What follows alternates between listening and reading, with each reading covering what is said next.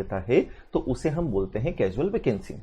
बोले क्या मतलब, जैसे एक डायरेक्टर 1 ईयर के लिए अपॉइंट हुआ था, है ना, अभी 1 ईयर कंप्लीट हुआ नहीं है एंड किसी भी कारण से अगर उसकी पोस्ट खाली हो जाती है तो फिर उसे बोला जाता है कैजुअल वैकेंसी। अब वैकेंसी किस कारण से हो सकती है, पोस्ट किस कारण से खाली हो सकती है, तो बोले वो रिजाइन कर दे या रिमूव कर दिया जाए उसको, या वो डिस्क्वालीफाइड हो जाए सेक्शन 164 में, कोई भी कारण हो सकता है, डेथ हो जाए उसकी, किसी भी कारण से जितने ड्यूरेशन के लिए डायरेक्टर को अपॉइंट किया था, किसी भी कारण से जितने ड्यूरेशन के लिए डायरेक्टर को अपॉइंट किया था वो ड्यूरेशन अभी खत्म नहीं हुआ है एंड उसके पहले अगर उसकी पोस्ट खाली हो जाती है तो उस वैकेंसी को हम बोलते हैं कैजुअल वैकेंसी। ठीक है, हमें यहां कैजुअल वैकेंसी फिल करने के प्रोविजन देखने हैं।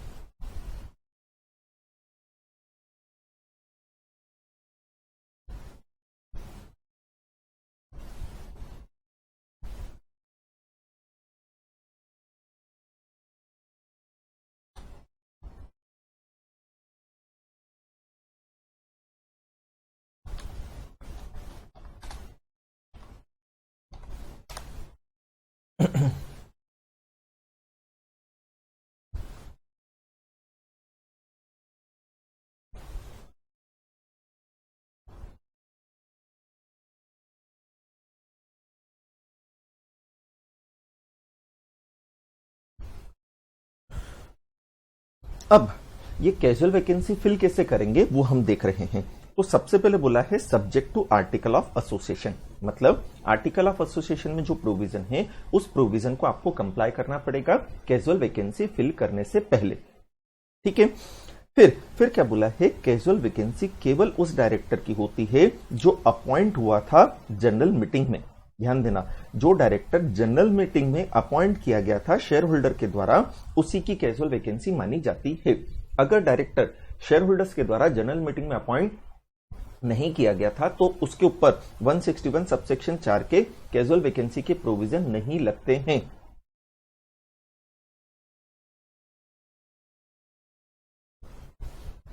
फिर क्या बोला कि बोले वो जो डायरेक्टर जिसको अपॉइंट किया गया था जनरल मीटिंग में, वो अगर पोस्ट क्या कर देता है, वेकेंट कर देता है। कब, जितने ड्यूरेशन के लिए उसे अपॉइंट किया गया था वो ड्यूरेशन खत्म होने के पहले। अब वो ड्यूरेशन कैसे डिसाइड हुआ था, तो यार जनरल मीटिंग में उसका अपॉइंटमेंट हुआ था ना, तो शेयर होल्डर ने जनरल मीटिंग के अंदर डिसाइड किया था कि इतने ड्यूरेशन के लिए वो काम करेगा। अब वो ड्यूरेशन अभी खत्म हुआ नहीं है और उसके पहले उसकी पोस्ट वेकेंट हो जाती है। कारण, बोले कारण से मतलब नहीं, डेथ हो जाए, रिजाइन कर दे, रिमूव कर दे या सेक्शन 164 के अकॉर्डिंगली डिस्क्वालीफाइड हो जाए, कुछ भी लग जाए, तो ऐसी सिचुएशन के अंदर वो जो उसकी पोस्ट खाली हुई है उस वैकेंसी को हम बोलते हैं कैजुअल वैकेंसी। अब उस कैजुअल वैकेंसी को फिल करना है मतलब जैसे हम एक एग्जांपल लेते हैं, क्या कि 2025 की एजीएम में शर्मा जी को शेयर होल्डर ने अपॉइंट किया था। ये रोटेशनल डायरेक्टर थे, तो नॉर्मली हमने पढ़ा था रोटेशनल डायरेक्टर का अपॉइंटमेंट 3 साल के लिए होता है, तो ये कब तक चलते, 2028 तक, नॉर्मली नॉट कंपल्सरीली।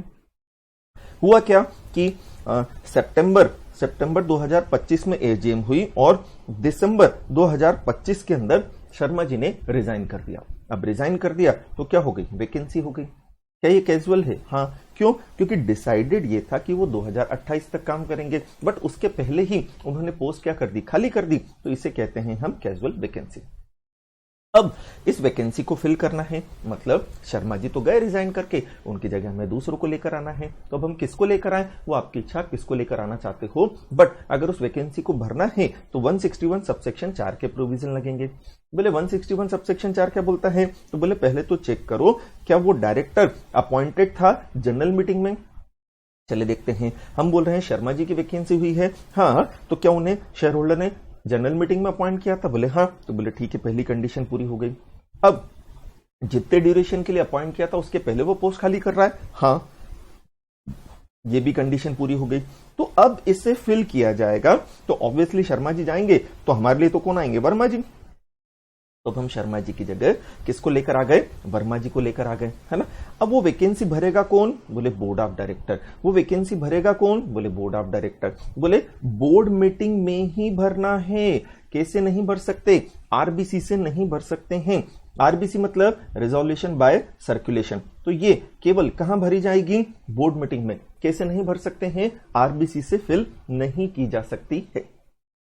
ठीक है, फिर क्या बोला कि अपॉइंटमेंट के बाद हमें उस अपॉइंटमेंट को शेयर होल्डर से अप्रूव करवाना पड़ेगा। बोर्ड ऑफ डायरेक्टर ने वैकेंसी तो भर दी, बट उस वैकेंसी के लिए अप्रूवल लेना पड़ेगी। बोले किसकी अप्रूवल लेना पड़ेगी? शेयर होल्डर की अप्रूवल लेना पड़ेगी। बोले कब? बोले अपॉइंटमेंट के इमीडिएटली नेक्स्ट बाद में जो भी जनरल मीटिंग होती है। गौर कीजिएगा, बट क्या दिया है? General meeting. तो अपॉइंटमेंट के बाद चाहे कोई एजीएम हो, अपॉइंटमेंट के बाद चाहे कोई ईजीएम हो, इमीडिएटली नेक्स्ट जो जनरल मीटिंग है उसमें आपको अप्रूवल लेना पड़ेगी शेयर होल्डर की। यार रिजोल्यूशन नहीं दिया है, नहीं दिया होता है तो हम कौन सा मानते हैं? Ordinary resolution. फिर क्या बोला कि बोले जिसको अपॉइंट किया है वो कब तक अपनी पोस्ट होल्ड करके रखेगा? तो बोले जब तक जाने वाला होल्ड करके रखता। बोले क्या मतलब? बोले शर्मा जी 2028 तक अपनी पोस्ट होल्ड करके रखते। सही बात है, वो चले गए, उनकी जगह किसको लाए? वर्मा जी को। तो अब वर्मा जी 2028 तक अपनी पोस्ट होल्ड करके रखेंगे। ये चीज क्लियर हो गई आपको, है ना? अब अगर अपॉइंटमेंट के इमीडिएटली बाद जो जनरल मीटिंग में हमें शेयर होल्डर की अप्रूवल लेना थी, तो यार तीन चीजें हो सकती हैं। पहला, जनरल मीटिंग हुई, शेयर होल्डर ने अप्रूवल दे दी। तो जब अगर शेयर होल्डर ने अप्रूवल दे दी है तो ऐसी सिचुएशन के अंदर अब जब तक जाने वाला डायरेक्टर काम करता तब तक अब नया डायरेक्टर काम करेगा। पहली चीज। दूसरा, जनरल मीटिंग हुई, हम शेयर होल्डर की अप्रूवल लेने गए, शेयर होल्डर ने अप्रूवल देने से मना कर दिया। यार जरूरी थोड़ी शेयर होल्डर अप्रूवल देगा, तो अगर शेयर होल्डर ने अप्रूवल देने से मना कर दिया है तो जनरल मीटिंग की डेट से वर्मा जी की पोस्ट क्या हो जाएगी? खाली। ठीक है। तीसरी चीज, हमें इमीडिएटली नेक्स्ट जनरल मीटिंग के अंदर अप्रूवल लेना थी। ये बहुत इंपॉर्टेंट पॉइंट है ना, हमें इमीडिएटली नेक्स्ट जनरल मीटिंग के अंदर अप्रूवल लेना थी। अब जनरल मीटिंग हुई, मान लो ईजीएम हुई, बट हमने ये मैटर शेयर होल्डर के सामने अप्रूवल के लिए रखा ही नहीं, हमने शेयर होल्डर से पूछा ही नहीं। तो ऐसी सिचुएशन के अंदर डिफॉल्ट के कारण, प्रोविजंस के नॉन कंप्लायंस के कारण ईजीएम की डेट पर यह व्यक्ति वर्मा जी जो है अपना ऑफिस क्या कर देगा? वेकेंट। तो ये तीनों चीजें आपको ध्यान रखनी है।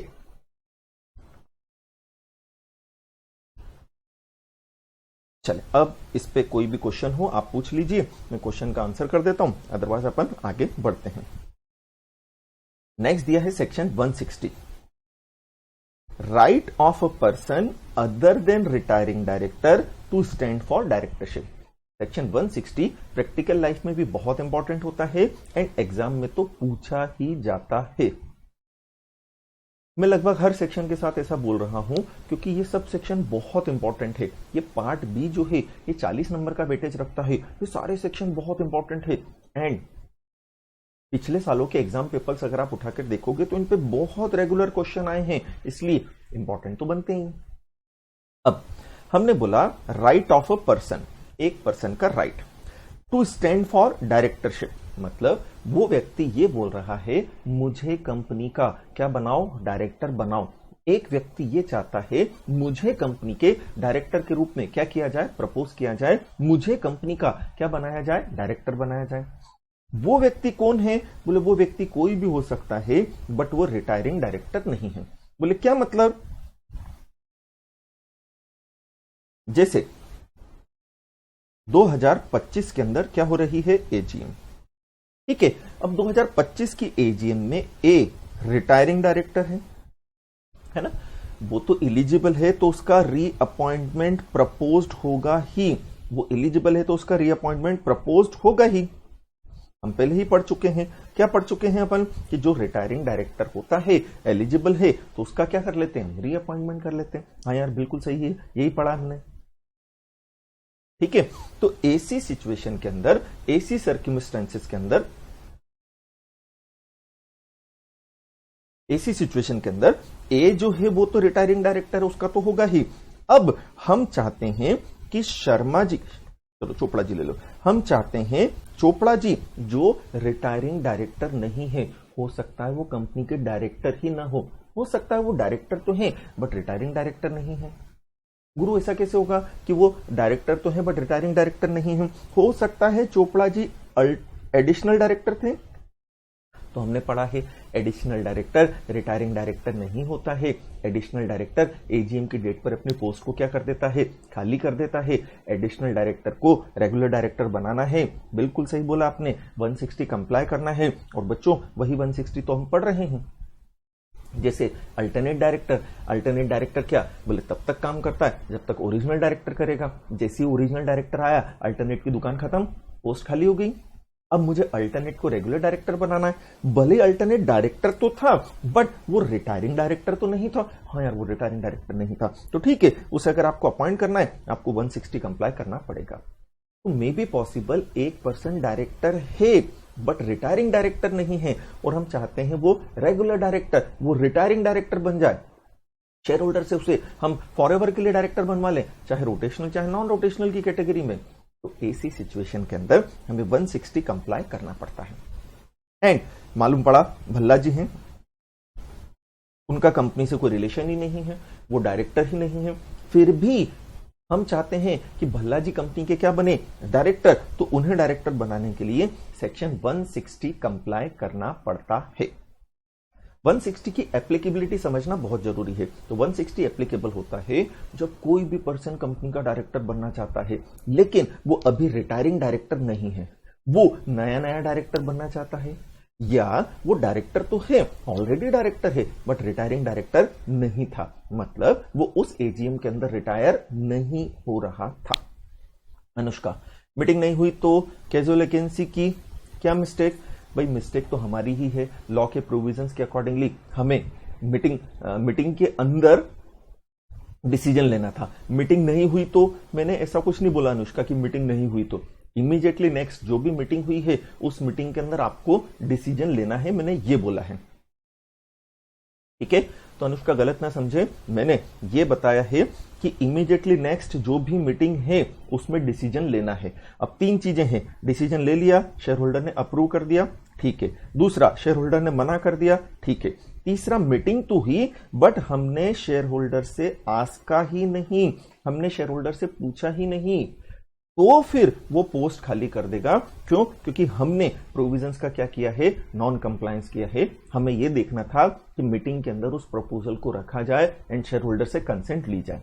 अब अगर मीटिंग तो हमने करवा ली बट शेयर होल्डर से पूछा नहीं, उनकी कंसेंट नहीं ली, तो क्योंकि आपने प्रोविजन का नॉन कंप्लायंस किया है, then will have to vacant the office. 160 की एप्लीकेबिलिटी समझ में आई? चले अब हम आगे बढ़ते हैं, हम प्रोविजन पर आ जाते हैं 160 के, कि 160 एक्चुअली कहने की क्या कोशिश कर रहा है। कहने की क्या कोशिश कर रहा है तो बता दिया मैंने, प्रोविजन क्या है ना। तो ये बोला है कोई भी पर्सन जो कि रिटायरिंग डायरेक्टर नहीं है वो भी एलिजिबल होता है जनरल मीटिंग में डायरेक्टर बनने के लिए। कोई भी पर्सन जो क्या नहीं है, रिटायरिंग डायरेक्टर नहीं है, वो भी एलिजिबल होता है कहां पर, जनरल मीटिंग में डायरेक्टर बनने के लिए। बट उसके लिए ये प्रोसीजर फॉलो करना पड़ेगी। जब तक इस प्रोसीजर को फॉलो नहीं किया जाता है तब तक 160 के अकॉर्डिंगली वो व्यक्ति डायरेक्टर नहीं बन सकता है। क्या प्रोसीजर है? बोले नोटिस आना चाहिए कंपनी के पास। किस बात का नोटिस?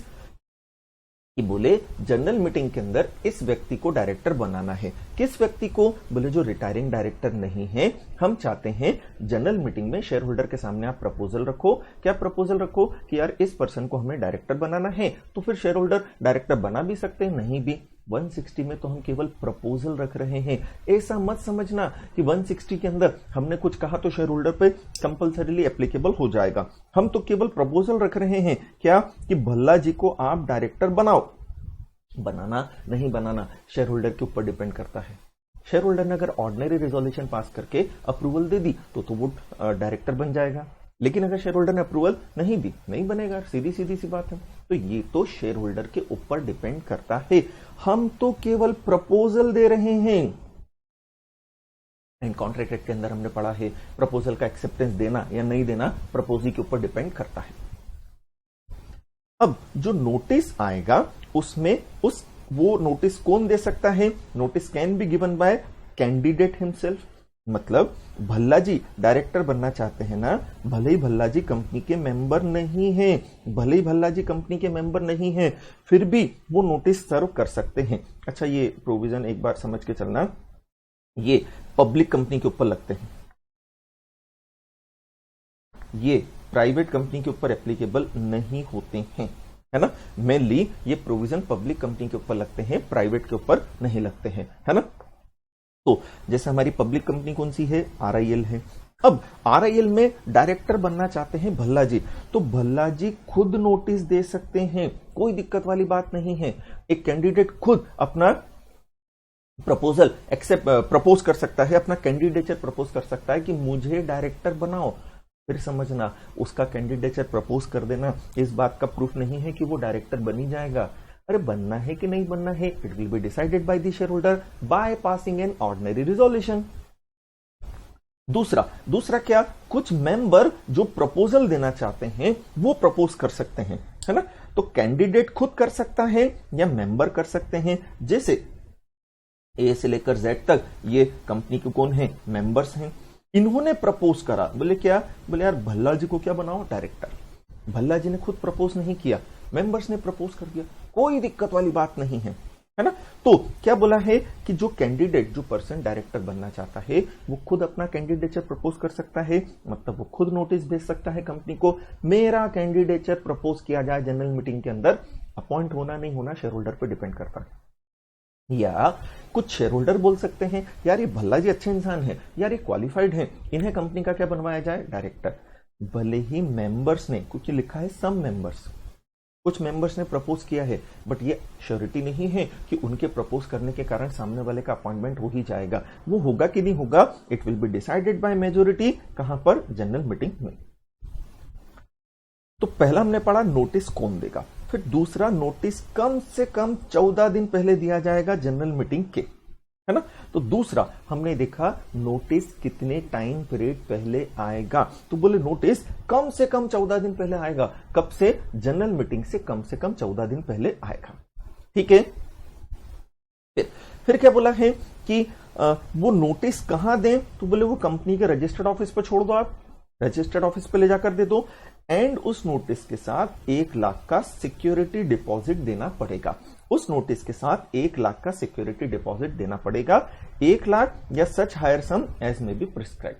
तो आज की डेट में वो प्रिस्क्राइब्ड अमाउंट है 1 lakh, may be possible government future के अंदर इस अमाउंट को बढ़ाकर 1.5 लाख, 2 लाख, वॉट जो भी करना हो कर दें।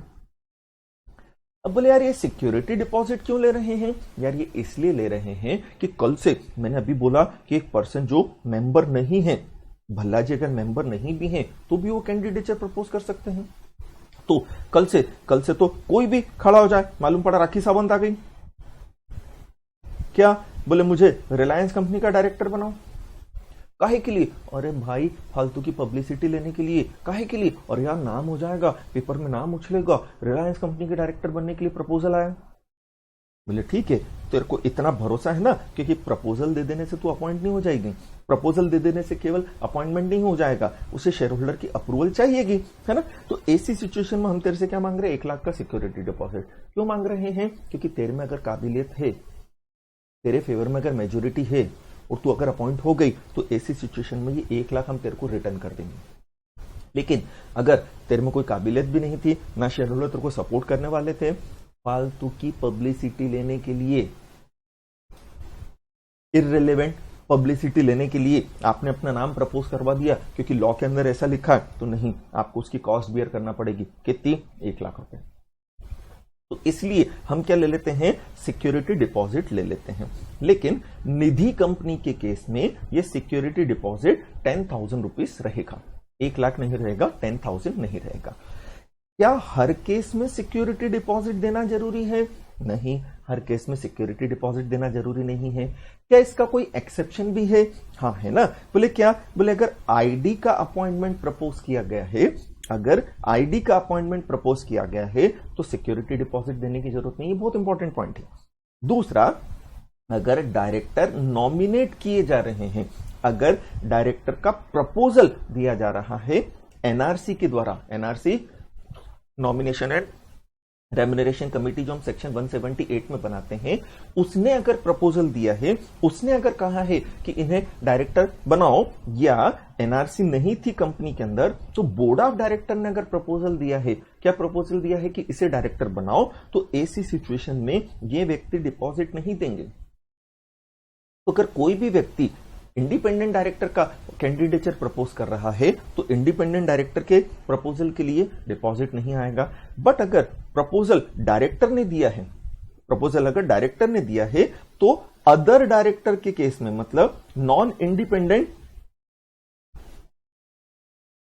अदर देन आईडी के केस में, अगर प्रपोजल एनआरसी के द्वारा दिया गया है, जैसा कि 178 में हम बनाते हैं, या बोर्ड ऑफ डायरेक्टर्स के द्वारा दिया गया है, अगर कंपनी में एनआरसी नहीं है तो, क्योंकि हर कंपनी में एनआरसी नहीं होती है, तो ऐसी सिचुएशन में डिपॉजिट देने की जरूरत नहीं है। फिर उस डिपॉजिट का होगा क्या? ओ भाई रिफंड कर देंगे ना, बट इन 2 कंडीशन में ही रिफंड करेंगे। मतलब अगर ये 2 कंडीशन नहीं है तो डिपॉजिट फॉरफिट हो जाएगा। पर्पस मैंने आपको समझा दिया इसका। बोले क्या है? तो बोले वो व्यक्ति अगर डायरेक्टर के रूप में इलेक्ट हो जाता है। बोले क्या मतलब? अरे यार हमने भल्ला जी का कैंडिडेचर प्रपोज किया था ना, हाँ, उनके फेवर में ऑर्डिनरी रिजोल्यूशन पास हो गया ना, हाँ, तो वो डायरेक्टर बन गए। और अगर वो डायरेक्टर बन गए तो ऐसी सिचुएशन के अंदर, ऐसी सर्कमस्टेंसेस के अंदर, वो 1 लाख रुपए जिस व्यक्ति ने हमें डिपॉजिट किए थे, हम उसे क्या कर देंगे? रिफंड कर देंगे। बिल्कुल सही बात है। हाँ, या अगर वो अपॉइंट नहीं भी होता है तो जितने वैलिड वोट्स थे उसका 25% भी उसे मिल गया। बोले क्या मतलब? बोले जैसे 200 मेंबर्स थे जो कि वोट करने वाले थे, तो वैलिड वोट कितने हो गए? 200 हो गए।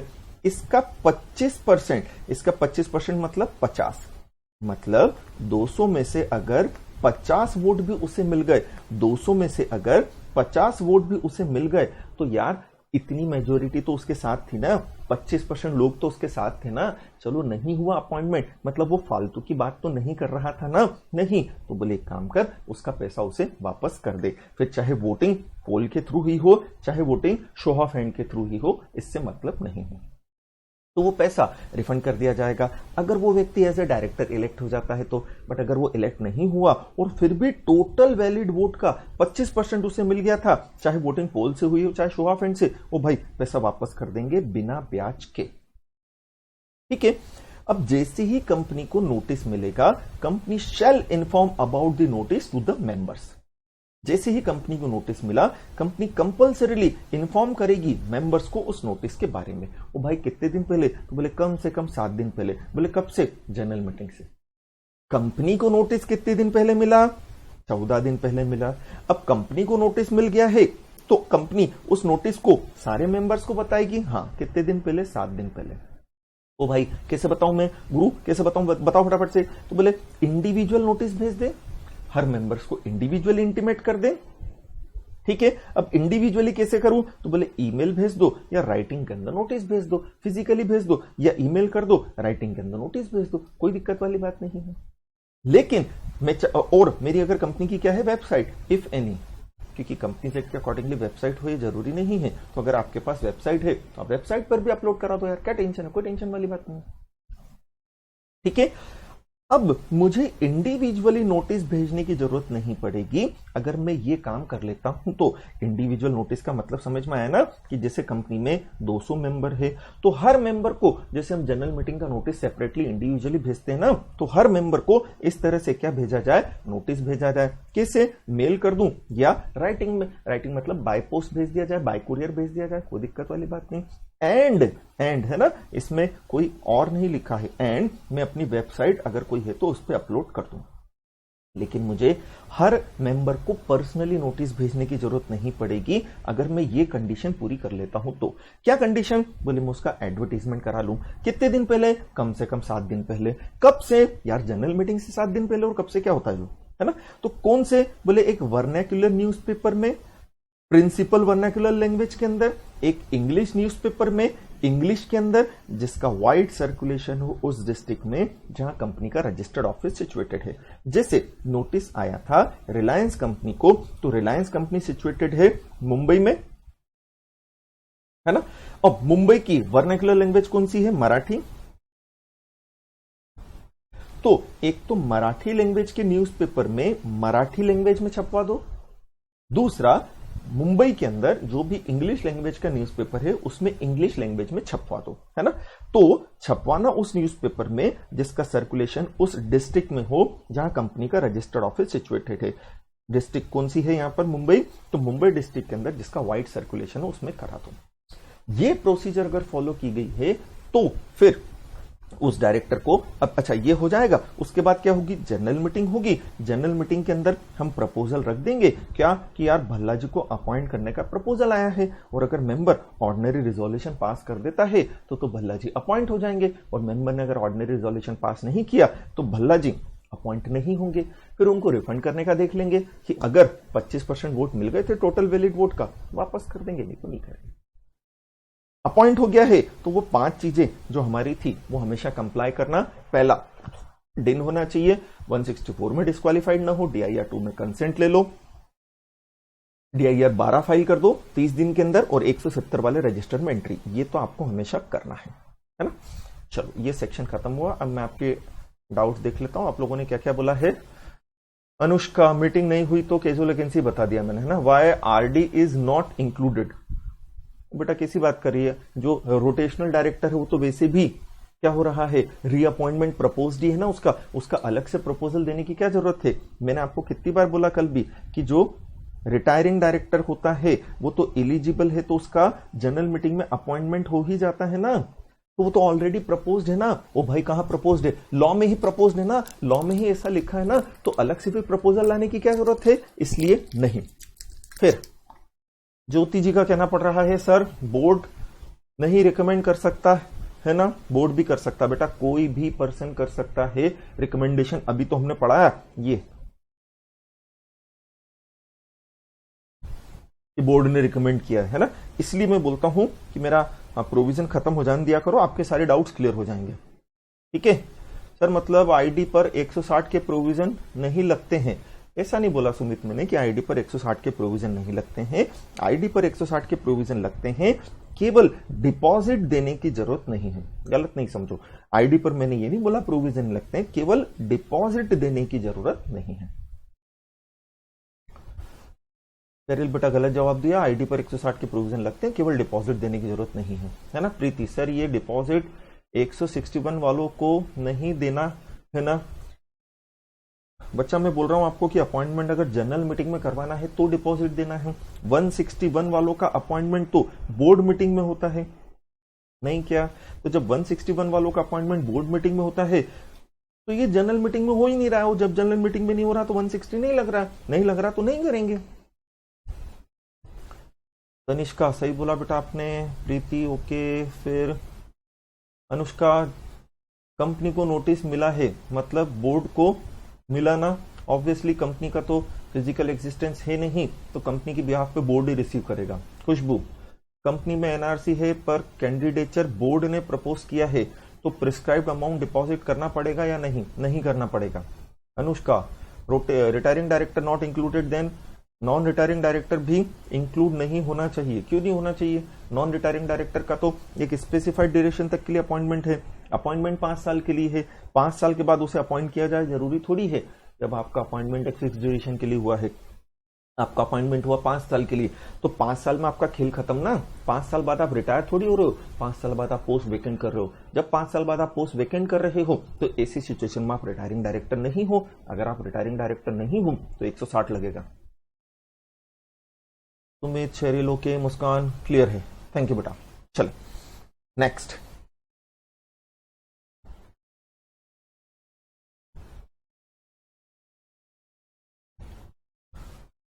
तो हमने कहां तक कर लिया?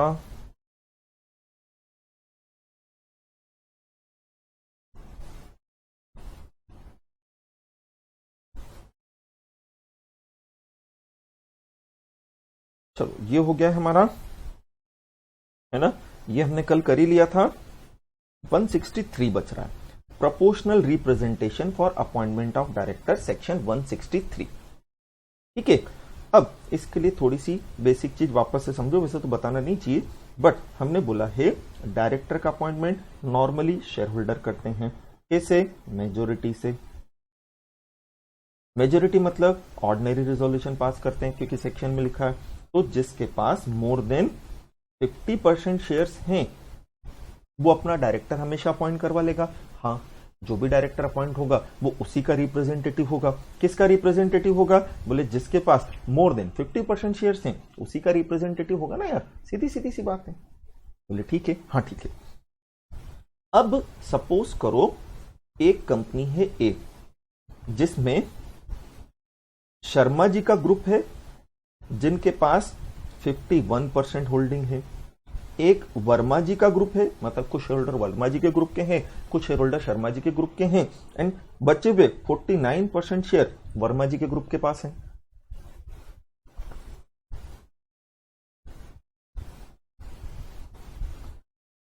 अनुष्का जैन सर, डायरेक्टर कब तक खत्म होगा? बेटा मशीन तो लगी नहीं है, कोशिश कर रहा हूं अपनी तरफ से खत्म करना, और डायरेक्टर का चैप्टर बहुत इंपॉर्टेंट है। अगर आपको इसमें सब कुछ आता है तो आप मत करो।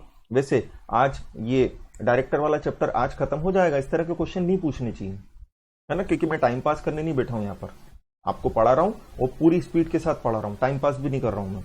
तो खत्म हो जाएगा मेरे ख्याल से, आज ही खत्म हो जाएगा, बट उसके बाद मीटिंग ऑफ बोर्ड वाला चैप्टर बचेगा, केएनपी बचेगा, तो 10 दिन, पूरा पार्ट भी खत्म होने में कम से कम 10 दिन लगेंगे। हलवा नहीं है कि मैं एक दिन के अंदर खत्म कर दूं, ना मेरी इतनी कैपेसिटी है कि मैं 24 घंटे आपको पढ़ा सकूं। चलें, तो हमें बोला कि कंपनी ए है, कंपनी ए में एक ग्रुप है शेयर होल्डर का शर्मा जी का जिनके पास 51% होल्डिंग है, एक ग्रुप है वर्मा जी का जिनके पास 49% होल्डिंग है ना। देखा जाए, प्रैक्टिकली देखा जाए, मैथमेटिक्स के हिसाब से देखा जाए तो दोनों की होल्डिंग में केवल 1% का फर्क है। अगर कंपनी की कैपिटल 1 करोड़ है तो इसने 51 लाख लगाए हैं, इसने 49 लाख लगाए हैं, ठीक है। अब ऐसी सिचुएशन के अंदर देखा जाए तो 1 लाख का ही डिफरेंस है, फाइनेंशियली ज्यादा डिफरेंस नहीं है, लेकिन कंपनीज एक्ट के हिसाब से जमीन आसमान का फर्क है। क्या डिफरेंस है? बोले यार शर्मा जी का ग्रुप मेजोरिटी में है, वर्मा जी का ग्रुप माइनॉरिटी में है। शर्मा जी का ग्रुप मेजोरिटी में है, वर्मा जी का ग्रुप माइनॉरिटी में है, सीधी सीधी सी बात है, यही तो फर्क है। बोले इसका मतलब क्या? बोले यार डायरेक्टर जब भी अपॉइंट होगा ऑर्डिनरी रिजोल्यूशन पास करके होगा, एंड 50% से ज्यादा की कंसेंट चाहिए। शर्मा जी के ग्रुप के पास 51% शेयर हैं, वो अकेले शर्मा जी का ग्रुप अपना डायरेक्टर अपॉइंट कर लेगा। हर बार वो क्या पास कर लेंगे? ऑर्डिनरी रिजोल्यूशन, और उस ऑर्डिनरी रिजोल्यूशन से वो अपने डायरेक्टर अपॉइंट कर लेंगे। मतलब अगर कंपनी के अंदर, सपोज करो अगर कंपनी के अंदर 3 डायरेक्टर हैं, ए, बी और सी, तो ए के लिए भी ऑर्डिनरी, बी के लिए भी ऑर्डिनरी, सी के लिए भी ऑर्डिनरी रिजोल्यूशन, और अकेला शर्मा जी का ग्रुप ऑर्डिनरी रिजोल्यूशन पास करवा लेगा। उन्हें वर्मा जी के सपोर्ट की जरूरत ही नहीं है। मतलब मैं ये कहना चाह रहा हूं कि ये तीनों डायरेक्टर रिप्रेजेंटेटिव हैं शर्मा जी के, जो शर्मा जी के इंटरेस्ट को प्रोटेक्ट करने के लिए काम करेंगे। मतलब हो सकता है वो इस ग्रुप को इग्नोर करना चालू कर दें, ये जो ग्रुप है इनका कोई रिप्रेजेंटेटिव ही नहीं है, तो जो माइनॉरिटी है, जो कौन है? माइनॉरिटी है, हम चाहते हैं कि उनके भी रिप्रेजेंटेटिव, उनके भी डायरेक्टर कंपनी के अंदर हो, और उस चीज को ध्यान में रखते हुए हम ये चाह रहे हैं कि माइनॉरिटी से भी डायरेक्टर का क्या करवाया जाए? अपॉइंटमेंट। तो फिर कंपनी वॉलेंटरीली सेक्शन 163 के प्रोविजन को एडॉप्ट कर सकती है। मतलब 163 के जो प्रोविजन दिए गए हैं बेसिकली वो इस पर्पज से दिए गए हैं ताकि माइनॉरिटी को भी राइट दिया जा सके। क्या का राइट दिया जा सके? डायरेक्टर अपॉइंट करने का राइट दिया जा सके। 163 ऑटोमेटिकली एप्लीकेबल नहीं होता है। 163 तभी एप्लीकेबल होता है जब कंपनी अपने आर्टिकल ऑफ एसोसिएशन में इसे अडॉप्ट करे। मतलब कंपनी अपने आर्टिकल ऑफ एसोसिएशन में ये लिखे कि हां, हम हमारे कम से कम 2/3 डायरेक्टर को, हम हमारे कम से कम 2/3 डायरेक्टर का अपॉइंटमेंट कैसे करवाएंगे? प्रिंसिपल ऑफ प्रोपोर्शनल रिप्रेजेंटेशन के अकॉर्डिंगली, जिसे हम प्यार से ब्रीफ में बोलते हैं पीपीआर। पीपीआर मतलब प्रिंसिपल ऑफ प्रोपोर्शनल रिप्रेजेंटेशन। वापस से 163 ऑटोमेटिकली एप्लीकेबल नहीं हो जाता है। 163 उसी कंपनी के ऊपर एप्लीकेबल होगा जो वॉलेंटरीली अपने आर्टिकल ऑफ एसोसिएशन में प्रोविजन रखे। क्या प्रोविजन रखना है अपने आर्टिकल में? कि हम कम से कम 2/3 डायरेक्टर का, 2/3 से कम नहीं कर सकते हैं, 2/3 से ज्यादा कर सकते हैं, कम से कम 2/3 डायरेक्टर का अपॉइंटमेंट हम प्रिंसिपल ऑफ प्रोपोर्शनल रिप्रेजेंटेशन के अकॉर्डिंगली करवाएंगे। अब पीपीआर में हम सिंगल ट्रांसफरेबल वोट वाली मेथड को अडॉप्ट कर सकते हैं, हम system of cumulative voting adopt कर सकते हैं, या अदरवाइज बोले इस प्रिंसिपल के अकॉर्डिंगली हम करेंगे क्या, तो बोले हम सिंगल ट्रांसफरेबल वोट वाली मेथड अडॉप्ट कर सकते हैं, हम क्यूमुलेटिव वोटिंग वाली मेथड अडॉप्ट कर सकते हैं। अब बोले ये क्या होती हैं यार, ये वोटिंग की मेथड होती हैं जिनकी डिटेल में मैं नहीं जा रहा हूं, ना इतना डिटेल आपको है, आपको इसको इसी तरह से याद करना पड़ेगा, है ना। फिर क्या बोला है, ऐसा अपॉइंटमेंट 3 साल में एक बार होता है। जैसे हमने पढ़ा था ना कि जो रोटेशनल डायरेक्टर होते हैं उनका अपॉइंटमेंट 3 साल के लिए होता है, मैक्सिमम 3 साल, 3 साल से कम के लिए भी हो सकता है, बट मैक्सिमम ड्यूरेशन तो कितना है, 3 साल है। तो ऐसी सिचुएशन के अंदर जो रोटेशनल डायरेक्टर हैं उनका अपॉइंटमेंट 3 साल के लिए होता है, एंड पीपीआर के प्रोविजन अगर आप अडॉप्ट कर लेते हो तो फिर वो 150 के जो रोटेशनल डायरेक्टर वाले प्रोविजन हैं वो लगते ही नहीं है। एंड डायरेक्टर का अपॉइंटमेंट कौन कर देता है, तो बोले डायरेक्टर का अपॉइंटमेंट हम प्रिंसिपल ऑफ प्रोपोर्शनल रिप्रेजेंटेशन के अकॉर्डिंगली करवा देते हैं। बोले किससे करवा देते हैं, तो बोले सारे शेयर होल्डर से मिलकर करा देते हैं। बोले कैसे, बोले सिंगल ट्रांसफरेबल वोट के थ्रू करा देंगे या क्यूमुलेटिव वोटिंग के थ्रू करा देंगे। फिर बोल रहा हूं ये वोटिंग की मेथड है, इनकी डिटेल पे मैं भी नहीं जा रहा हूं। आपको केवल ये ध्यान रखना है 163 एप्लीकेबल तब होता है जब कंपनी ने लिखा हो अपने आर्टिकल में, क्या लिखा हो कि यार हम टोटल नंबर ऑफ डायरेक्टर में से 2/3 डायरेक्टर का अपॉइंटमेंट पीपीआर से कराएंगे। पीपीआर से कराते समय हम सिंगल ट्रांसफरेबल वोट के थ्रू करा सकते हैं या हम क्यूमुलेटिव वोटिंग के थ्रू करा सकते हैं। फिर क्या, अगर पीपीआर के थ्रू अपॉइंटमेंट होता है तो ऐसा अपॉइंटमेंट 3 साल के लिए होता है, मतलब एक बार अपॉइंट कर दिया तो वो डायरेक्टर 3 साल तक चलेगा। हाँ, अगर कोई कैजुअल वैकेंसी हो जाती है बीच में तो फिर उसे 161 सबसेक्शन 4 के हिसाब से कैजुअल वैकेंसी के प्रोविजंस के हिसाब से भरा जा सकता है।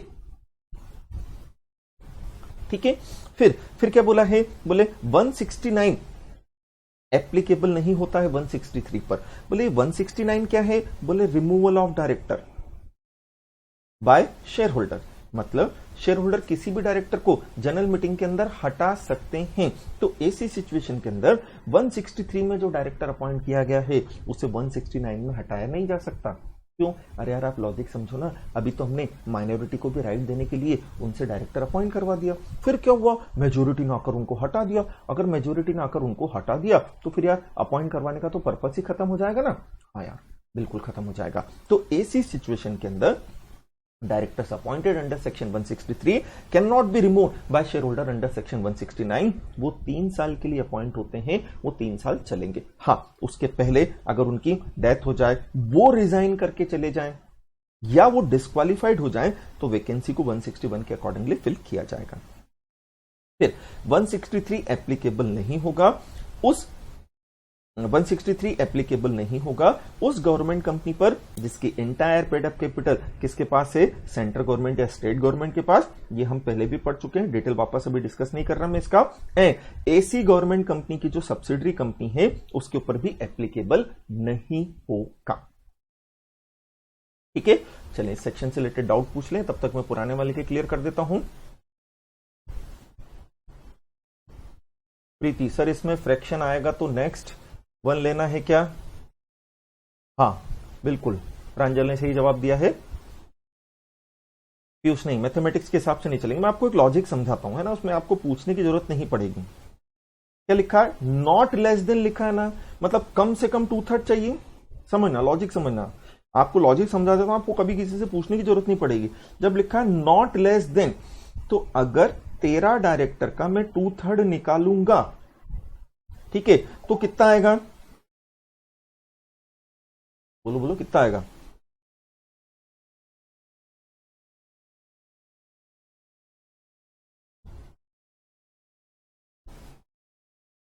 $8.33 इतना ही आएगा ना।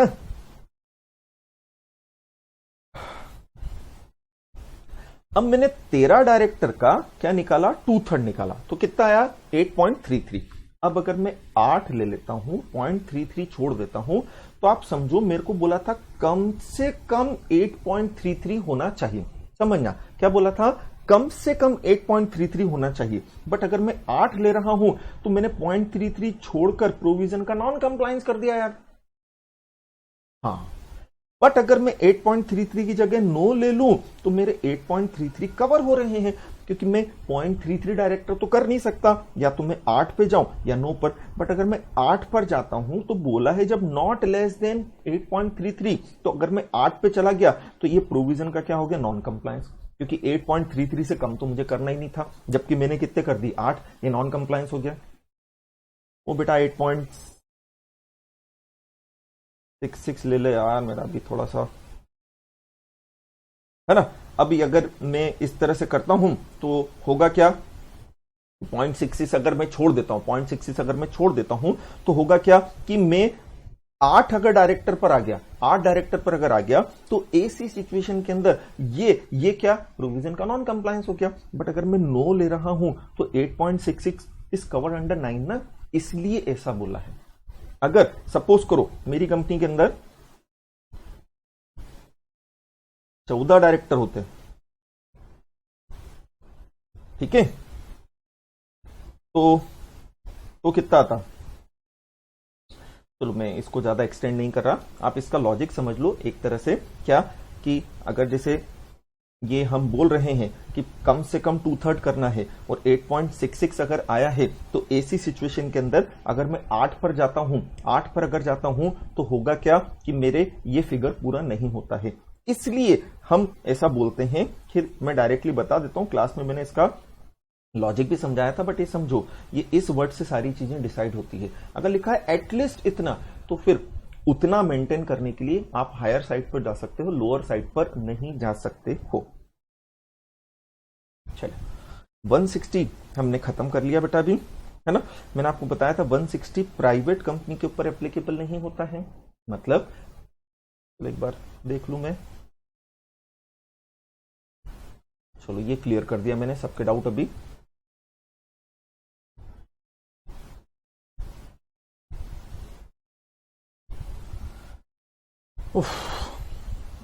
अब क्या बोला, 160 हम देख चुके हैं, प्राइवेट पर नहीं लगता है, गवर्नमेंट कंपनी पर भी नहीं लगेगा, बट उस गवर्नमेंट कंपनी पर जिसकी entire paid up capital government के पास हो, है ना।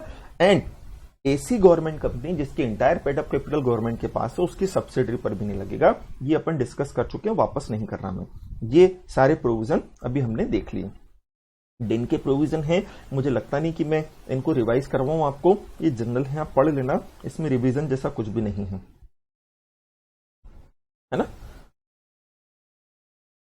हाँ, मेनली ये ध्यान रखें, कैंसिलेशन, सरेंडर एंड डीएक्टिवेशन, क्या कि जो डिन इशू किया गया था वो डिन कैंसिल किया जा सकता है, उसे सरेंडर किया जा सकता है, डीएक्टिवेट किया जा सकता है ना।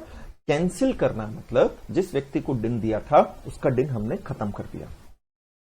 क्यों कर दिया यार, ऑब्वियसली उसने प्रोविजंस का नॉन कंप्लायंस किया होगा।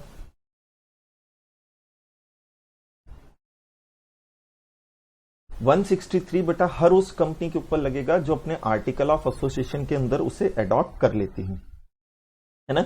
ऐसा कहीं नहीं लिखा है यहां पर कि 163 किस पर लगेगा किस पे नहीं लगेगा। मैंने आपको सीधी चीज बताई ना कि 163 हर उस कंपनी पे लगेगा जो अपने आर्टिकल ऑफ एसोसिएशन में उसे अडॉप्ट कर ले। आपने अपने आर्टिकल में लिख लिया है तो लगेगा, अदरवाइज नहीं लगेगा। 163 प्राइवेट पब्लिक किसी पे भी लग सकता है, बट तब जब वो अपने आर्टिकल में उन प्रोविजंस को इनकॉर्पोरेट कर ले। अगर आर्टिकल में उसने उन प्रोविजंस को इनकॉर्पोरेट नहीं किया है तो उनके ऊपर फिर एप्लीकेबल नहीं होता है। फिर डिन को कैंसिल कर दिया जाएगा गवर्नमेंट के द्वारा अगर ऐसा लगता है कि आपकी डायरेक्टरशिप अब हमेशा के लिए खत्म हो चुकी है, आप कभी भी डायरेक्टर नहीं बन सकते। जब आप कभी डायरेक्टर बन ही नहीं सकते तो डिन काहे के लिए रखना, डिन को कैंसिल कर दिया जाएगा, आपके डिन को खत्म कर दिया जाएगा। सरेंडर मतलब मेरे पास डिन है बट मैं कभी भी डायरेक्टर नहीं बना हूं, ना ही फ्यूचर में बनने की इच्छा रखता हूं, तो मैं अपनी मर्जी से आकर अपना डिन सरेंडर कर दूंगा। मुझे नहीं चाहिए आपका डिन, मुझे बनना ही नहीं है डायरेक्टर, आप अपना डिन रख लो। डीएक्टिवेशन मतलब कुछ समय के लिए डिन को क्या कर देना, सस्पेंड। क्या मतलब, जैसे अगर डायरेक्टर डिस्क्वालीफाइड हो गया 5 साल के लिए, वो 5 साल तक डायरेक्टर नहीं बन सकता, तो 5 साल के लिए उसका डिन डीएक्टिवेट कर दिया जाएगा, कैंसिल नहीं करेंगे। बट हाँ, अगर एक डायरेक्टर की डेथ हो गई तब उसका डिन कैंसिल कर दिया जाएगा। एक चीज आई ना समझ में। तो क्या है कि ये अथॉरिटी हमें दी गई है और उनके पास ये राइट होता है।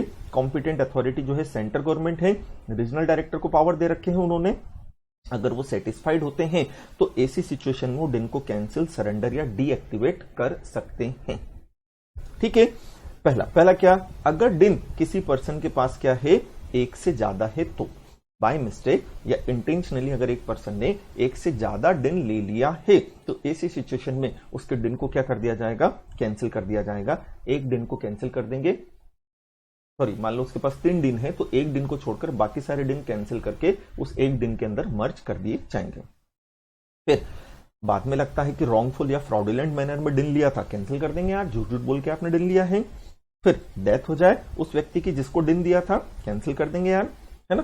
फिर वो व्यक्ति ल्यूनेटिक या अनसाउंड माइंड का डिक्लेयर हो जाए कॉम्पिटेंट कोर्ट के द्वारा, कैंसिल कर दिया जाएगा दिन उसका। फिर क्या बोला है, अगर वो इंसॉल्वेंट डिक्लेयर हो जाता है क्योंकि ये व्यक्ति क्या है, डायरेक्टर बनने के लिए डिस्क्वालिफाइड है। सेक्शन 164 अभी अपन पढ़ते हैं, तो जब ये डायरेक्टर बनने के लिए डिस्क्वालिफाइड है, इनका दिन क्या हो जाएगा, कैंसिल।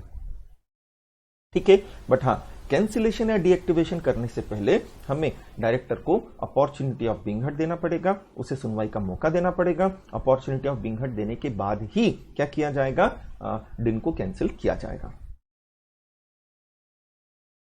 फिर क्या बोला है, सरेंडर के बारे में बोला है कि कोई भी व्यक्ति, अगर ये इंपॉर्टेंट बनता है ना, कोई भी व्यक्ति अगर अपना डिन सरेंडर करना चाहता है, कोई भी डायरेक्टर अपना डिन सरेंडर करना चाहता है तो DIR 5 के अंदर एप्लीकेशन देना है। DIR 5 के अंदर जब आप एप्लीकेशन दोगे तो एप्लीकेशन के साथ आपको एक डिक्लेरेशन देना पड़ेगा। क्या डिक्लेरेशन देना पड़ेगा कि मेरा डिन कभी भी यूज नहीं हुआ है। क्यों, मैं कभी किसी कंपनी का डायरेक्टर ही नहीं बना, मैंने तो डिन लेके रख लिया था, मुझे लगा कि मैं डायरेक्टर बन सकता हूं, मैंने डिन लेके रख लिया, बट मुझे किसी कंपनी ने डायरेक्टर ही नहीं बनाया या मैंने कभी किसी कंपनी के साथ अप्रोच नहीं किया, what ever is the case, है ना। ना ही मेरा डिन कभी किसी डॉक्यूमेंट को फाइल करने के लिए यूज हुआ है। दोनों चीज ध्यान रखना, कभी वो अपॉइंट ही नहीं हुआ है डायरेक्टर, एंड और नहीं लिखा एंड, उसका डिन कभी भी यूज नहीं हुआ है किसी डॉक्यूमेंट को फाइल करने के पर्पज से, तो फिर ऐसी सिचुएशन के अंदर सेंट्रल गवर्नमेंट क्या कर देगी, आपकी एप्लीकेशन पर आपके डिन को कैंसिल कर दिया जाएगा, बिल्कुल कैंसिल कर दिया जाएगा।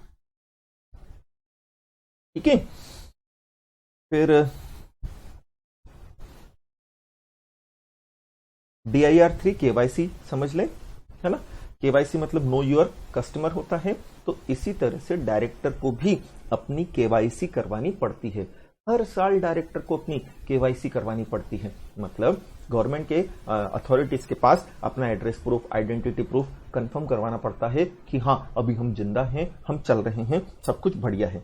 तो हर साल 30 जून या उसके पहले, हर साल 30 जून या उसके पहले आपको DIR 3 KYC करवाना पड़ेगा, है ना, जिसमें डायरेक्टर को अपनी आइडेंटिटी, अपनी एड्रेस प्रूफ, सारी चीजें बतानी पड़ेगी।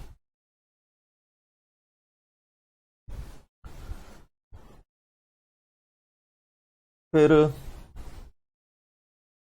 डायरेक्टर ऑफ एक्टिव, चलो तो ठीक है, कोई दिक्कत नहीं। फिर अगर आपने जब डिन लिया था, डिन लेने के बाद आपने जो इंफॉर्मेशन, डिन लेते समय जो इंफॉर्मेशन आपने सबमिट की थी, उस इंफॉर्मेशन में अगर किसी भी तरह से चेंज आया है, जैसे आपका नेम चेंज हो जाए, जैसे आपका रेसिडेंशियल एड्रेस चेंज हो जाए, जैसे आपकी नेशनलिटी चेंज हो जाए, तो ऐसी सिचुएशन के अंदर उस चेंज को हमें बताना पड़ेगा। कितने दिन में, 30 दिन में। कौन सा फॉर्म फाइल करके, DIR 3 फॉर्म में जो आपने इंटीमेशन दी थी उसमें चेंज आती है, तो DIR 6 के अंदर आपको उस चेंजेस के बारे में सेंट्रल गवर्नमेंट को बताना है। कितने दिन में, 30 दिन में। कब से, जब वो चेंज आया था तब से 30 दिन में। अब जो चेंज हुआ है उसका आपको प्रूफ भी देना पड़ेगा। जैसे नाम चेंज किया है तो नॉर्मली एफिडेविट लगाना पड़ता है प्रूफ में। जैसे रेसिडेंशियल एड्रेस चेंज हुआ है तो नए एड्रेस का आपको प्रूफ देना पड़ेगा, वहां का आपका टेलीफोन बिल हो, जो भी प्रूफ होते हैं वो आपको प्रूफ देना पड़ेगा। देन फिर क्या है, गवर्नमेंट उसे सुधार देगी, वो सुधारने के बाद वो इंफॉर्मेशन आपके नए दिन को इंक्लूड कर लिया जाएगा।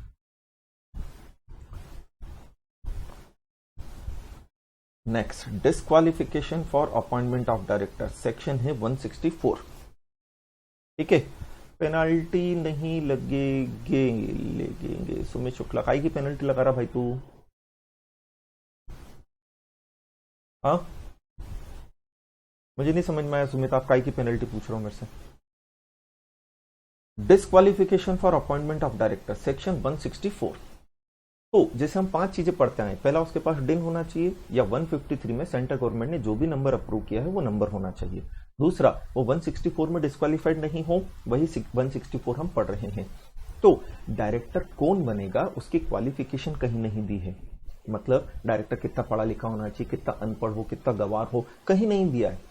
एजुकेशनल क्वालिफिकेशन वाली एक ही चीज है, क्या? सीएस, कि सीएस की पोस्ट पर वही काम कर सकता है जो आईसीएसआई का मेंबर हो, बाकी किसी भी पोस्ट के लिए क्वालिफिकेशन नहीं दी है। हाँ, रिसेंटली आईडी के लिए एग्जाम क्लियर करना जरूरी है, बट उसकी भी कोई एजुकेशनल क्वालिफिकेशन नहीं है, कोई भी बन सकता है। ठीक है, तो एक्ट हमें यह बताता है इन व्यक्तियों को डायरेक्टर मत बनाना। एक्ट हमें यह नहीं बताता है कि किन व्यक्तियों को डायरेक्टर बनाना, एक्ट हमें यह बोलता है इन व्यक्तियों को डायरेक्टर मत बनाना। किनको? तो 164 हमने बोला था सब सेक्शन और क्लॉज के साथ याद रखना है, सब सेक्शन 2 क्लॉज के साथ याद रखना है, सब सेक्शन 1 तो ध्यान रखेंगे क्या? अच्छा, 164 प्राइवेट पर भी लगता है, पब्लिक पर भी। ना तो प्राइवेट कंपनी इन व्यक्तियों को डायरेक्टर बना सकती है, ना पब्लिक कंपनी इन व्यक्तियों को क्या बना सकती है? डायरेक्टर। पहला, एक व्यक्ति जो अनसाउंड माइंड का है, जिसे अनसाउंड माइंड का डिक्लेयर किया गया हो कॉम्पिटेंट कोर्ट के द्वारा। आपके और मेरे कह देने से एक व्यक्ति पागल नहीं हो जाता है, हाँ, वो सर्टिफाइड पागल होना चाहिए कॉम्पिटेंट कोर्ट से। फिर एक व्यक्ति जो अनडिस्चार्ज इंसॉल्वेंट है, वो नहीं बनाया जा सकता है। फिर एक व्यक्ति जिसने इंसॉल्वेंट होने के लिए अप्लाई किया था और उसकी एप्लीकेशन क्या चल रही है? पेंडिंग चल रही है। फिर फोर्थ, डी वाला पॉइंट बोलता है एक व्यक्ति जिसे कन्विक्ट किया हो, मतलब जेल में डाल दिया हो। काहे के लिए? क्योंकि उसने क्या किया था? कोई ऑफेंस किया था, चाहे वो ऑफेंस मॉरल टर्पिट्यूड का हो या अदरवाइज, मतलब मॉरल टर्पिट्यूड का ऑफेंस किया हो या अदरवाइज कोई सा भी ऑफेंस किया हो। ऐसी सिचुएशन में अगर उसे सजा मिलती है कम से कम 6 महीने की, अगर उसे सजा मिलती है कम से कम 6 महीने की, तो अगले 5 साल तक के लिए वो क्या हो जाएगा? डिस्क्वालिफाइड। कब से? तो बोले जब उसका सजा खत्म हुई थी उसके बाद, तब से। जैसे ए है ना, वो रिश्वत लेते हुए पकड़ा गया, ब्राइब ले रहा था, है ना, देन कोर्ट में केस चला और कोर्ट ने उसे 2 साल की सजा सुना दी। अब उसे 2 साल की सजा सुना दी है, मतलब सबसे पहले तो हम देखें क्या उसे कन्विक्ट किया गया है? बोले हाँ, जेल भेजा गया है। क्यों? कि उसने कोई ऑफेंस किया था? हाँ, उसने ऑफेंस किया था, चाहे वो मॉरल टर्पिट्यूड हो चाहे ना हो, हाँ, इससे मतलब नहीं है। मॉरल टर्पिट्यूड मतलब क्या? तो बोले इमोरल काम करना, अनैतिक काम करना, है ना, जैसे रिश्वत लेना, दहेज लेना, लड़कों को छेड़ना, लड़कियों को छेड़ना, ये सब इमोरल काम की कैटेगरी में आते हैं। तो बोले ऑफेंस तो कुछ भी हो सकता है, चाहे वो मॉरल हो चाहे ना हो। ठीक, हाँ, फिर उसे सजा दिया जाना जरूरी है कम से कम 6 महीने की, तो अगले 5 साल तक के लिए वो डिस्क्वालिफाइड है ना। तो यहां ए को सजा 2 साल के लिए हुई, तो जब 2 साल की उसकी सजा खत्म हो जाएगी तो अगले 5 साल तक के लिए वो डायरेक्टर नहीं बन सकता है किसी भी कंपनी में। जैसे बी था, है ना, बी भी रिश्वत ले रहा था और उसे 3 महीने की सजा हुई है। क्या बी डिस्क्वालिफाइड है क्लॉज डी के अकॉर्डिंगली? नहीं, नहीं है। क्यों नहीं है? क्योंकि तभी होगा जब कम से कम 6 महीने की सजा हो। यहां बी को सजा कितने महीने की हुई है? 3 महीने की, वो डिस्क्वालिफाइड नहीं है। देन बोला है क्या अगर एक पर्सन कन्विक्ट हुआ था और उसे 7 साल या ज्यादा की सजा हो गई, तो ऐसी सिचुएशन के अंदर वो व्यक्ति हमेशा के लिए डायरेक्टर बनने के लिए डिस्क्वालिफाइड हो जाएगा। क्या मतलब? मालूम पड़ा कि सी ने क्या किया? सी ने एक्सीडेंट कर दिया, पी के गाड़ी चला रहा था, है ना, एंड उसके लिए उसे कितने साल की सजा मिल गई? मान लो 10 साल की। अब 10 साल की अगर उसे सजा मिली है तो इसका मतलब क्या? 7 साल या ज्यादा के लिए वो जेल गया है। हाँ, तो ऐसी सिचुएशन में अब सी हमेशा के लिए डायरेक्टर बनने के लिए डिस्क्वालिफाइड हो गया। सी हमेशा के लिए अगर डायरेक्टर बनने के लिए डिस्क्वालिफाइड हो गया तो बच्चों उसका दिन क्या कर देगी गवर्नमेंट? कैंसिल।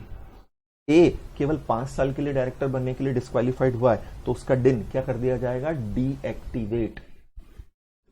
ठीक है, फिर बी का तो कुछ है ही नहीं। फिर फिर क्या बोला, बोले अगर ऑर्डर दिया जाता है कोर्ट या ट्रिब्यूनल के द्वारा, उसे डिस्क्वालीफाई करने का ऑर्डर कोर्ट या ट्रिब्यूनल के द्वारा, मान लो कोर्ट या ट्रिब्यूनल के सामने उनके रिलेशनशिप में कोई केस चल रहा है, कोई प्रोसीडिंग्स चल रही है, उस केस या प्रोसीडिंग्स के कारण उन्हें डिस्क्वालीफाइड डिक्लेयर कर दिया गया है, तो कोर्ट ने अगर या ट्रिब्यूनल ने डिस्क्वालीफाइड डिक्लेयर कर दिया तो भी वो गया काम से। फिर इंपॉर्टेंट पॉइंट है, उसने कॉल्स का पेमेंट नहीं किया है। कौन सी कॉल्स का, तो बोले उसके पास जो कंपनी के शेयर्स थे ना, उनके ऊपर उसने जो कॉल्स थी उसका पेमेंट नहीं किया है। चाहे शेयर्स उसने अकेले हेल्ड करके रखे हो या ज्वाइंटली हेल्ड करके रखे हो, एंड कॉल पे करने की गवर्नमेंट ने, सॉरी कंपनी ने जो लास्ट डेट बताई थी उससे 6 महीने निकल चुके हैं, तो ऐसी सिचुएशन में वो डायरेक्टर बनने के लिए डिस्क्वालीफाइड हो गया। बोले क्या मतलब, बोले जैसे शर्मा जी हैं, शर्मा जी के पास रिलायंस कंपनी के 100 शेयर्स हैं, ठीक है। अब शर्मा जी को कॉल का पेमेंट करना था, एक 10 रुपए पर शेयर की उनकी कॉल बची थी जो उन्होंने पे नहीं की, ठीक। अब क्या हुआ, शर्मा जी को हमने नोटिस इशू कर दिया, नोटिस इशू करके रिलायंस कंपनी ने एक डेट बता दी, बोले क्या, बोले 10 जून तक आपको क्या कर देना है, 10 जून 2025 आपको लास्ट डेट दी है कॉल पे करने की, तब तक आपको कॉल पे कर देना है। लास्ट डेट बता दी, फिर भी भाई ने कॉल पे नहीं करी, बोले कोई दिक्कत नहीं, बट यहां से अगर 6 महीने निकल गए, जून के बाद जुलाई, अगस्त, सितंबर, अक्टूबर, नवंबर, दिसंबर, मतलब 10 दिसंबर 2025 आ गई और इसने अभी तक कॉल का पेमेंट नहीं किया, तो फिर शर्मा जी क्या हो जाएंगे, डिस्क्वालीफाइड। मतलब केवल कॉल का नॉन पेमेंट कर देने से वो डिस्क्वालीफाइड नहीं हो जाएगा। नॉन पेमेंट करने का ड्यूरेशन जो है, अगर वो 6 महीने से ज्यादा हो गया, मतलब कॉल पे करने की जो लास्ट डेट थी उससे भी 6 महीने आगे निकल गए, तो वो डिस्क्वालीफाइड है, अदरवाइज वो डिस्क्वालीफाइड नहीं है।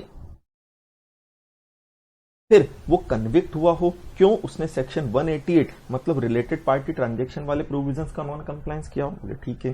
फिर भाई के पास क्या नहीं हो, डिन, तो एक पर्सन के पास अगर अलॉटेड डिन नहीं है, एक पर्सन के पास अगर अलॉटेड दिन नहीं है, वो डायरेक्टर नहीं बन सकता।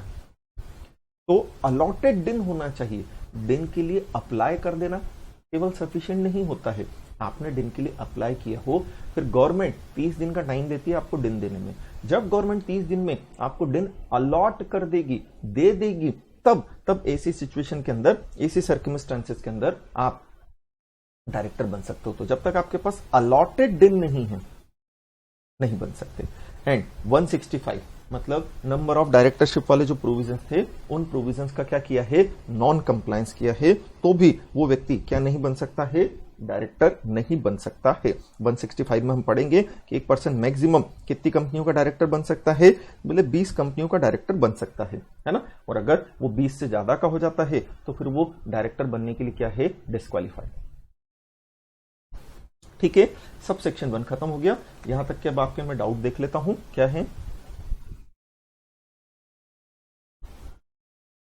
रूल 11 में पेनल्टी, हाँ लगेगी बेटा, 5,000 की पेनल्टी लगती है अगर डुप्लीकेट दिन मिलता है तो, है ना सुमित, 5,000 की पेनल्टी लगती है अगर डुप्लीकेट दिन रहता है तो। Jyoti, sir undischarged insolvent declared insolvent, नहीं पेनल्टी नहीं लगेगी, लगेगी बेटा। आई गेस फ्रॉडमेंट मैनर में डिन लिया है तो लग सकती, नहीं अगर एक से ज्यादा डिन आपके पास है तो 5,000 की पेनल्टी लगती। अनडिस्चार्ज इंसॉल्वेंट मतलब कि कोर्ट ने आपको इंसॉल्वेंट डिक्लेयर कर दिया, आपकी सारी एसेट बेच दी गई है और फिर भी लाइबिलिटीज का पेमेंट नहीं हुआ है ना। यहां तक की कहानी ठीक है।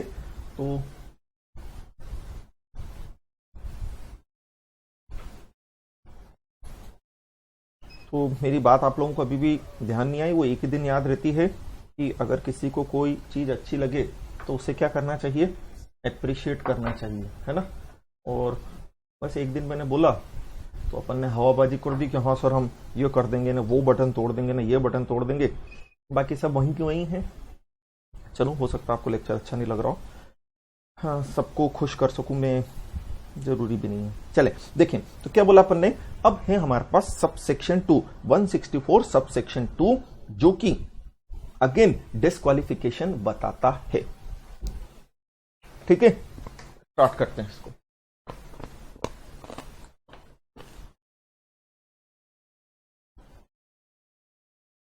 एक मिनट है ना, स्टार्ट करते हैं।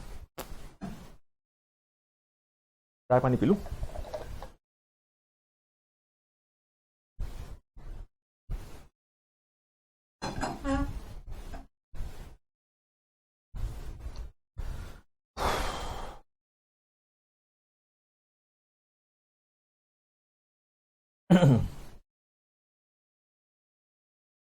अब 164 subsection 2 clause A and clause B हम पढ़ रहे हैं। 164 सबसेक्शन 2 डिफॉल्टिंग कंपनी पर लगता है। डिफॉल्टिंग कंपनी मतलब एक ऐसी कंपनी जिसने डिफॉल्ट किया है। कौन सा डिफॉल्ट? बोले या तो क्लॉज ए के अकॉर्डिंगली फाइलिंग का डिफॉल्ट या क्लॉज बी के अकॉर्डिंगली पेमेंट का डिफॉल्ट। 164 सबसेक्शन 2 क्लॉज के साथ याद रखना है। Clause A is related with filing का default, clause B is related with payment का डिफॉल्ट। ठीक है, तो देखते हैं क्या 164 सबसेक्शन 2 में एक कंपनी बताई है जिसने डिफॉल्ट किया है, जिसे हम बोल सकते हैं डिफॉल्टिंग कंपनी। डिफॉल्टिंग कंपनी मतलब एक कंपनी जिसने डिफॉल्ट किया है, क्लॉज ए के अकॉर्डिंगली फाइलिंग का डिफॉल्ट, क्लॉज बी के अकॉर्डिंगली पेमेंट का डिफॉल्ट। बोले क्या है ये? चलो हम देख लेते हैं कि ये क्या है। बोले कंपनी को आरओसी के पास डॉक्यूमेंट्स फाइल करने पड़ते हैं।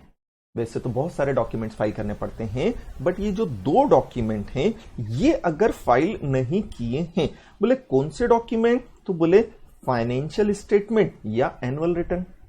कौन से डॉक्यूमेंट फाइल नहीं किए हैं?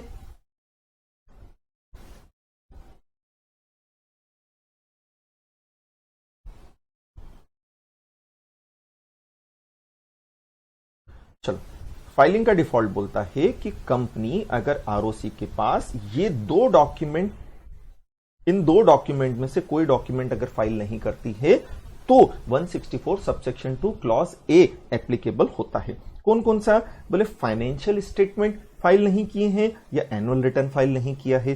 बोले फाइनेंशियल स्टेटमेंट मतलब क्या? तो बोले फाइनेंशियल स्टेटमेंट मतलब वही हमारी बैलेंस शीट, P&L, ये सब फाइनेंशियल स्टेटमेंट की कैटेगरी में आते हैं, है ना। तो अगर वो फाइल नहीं किया है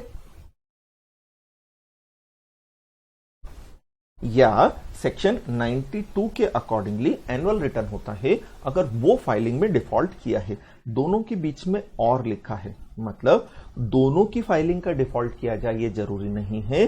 दोनों में से किसी एक की फाइलिंग का डिफॉल्ट भी किया है तो भी डिफॉल्टिंग कंपनी की कैटेगरी में आ जाओगे। दोनों में से किसी एक की फाइलिंग में भी डिफॉल्ट किया है तो भी डिफॉल्टिंग कंपनी की कैटेगरी में आ जाओगे।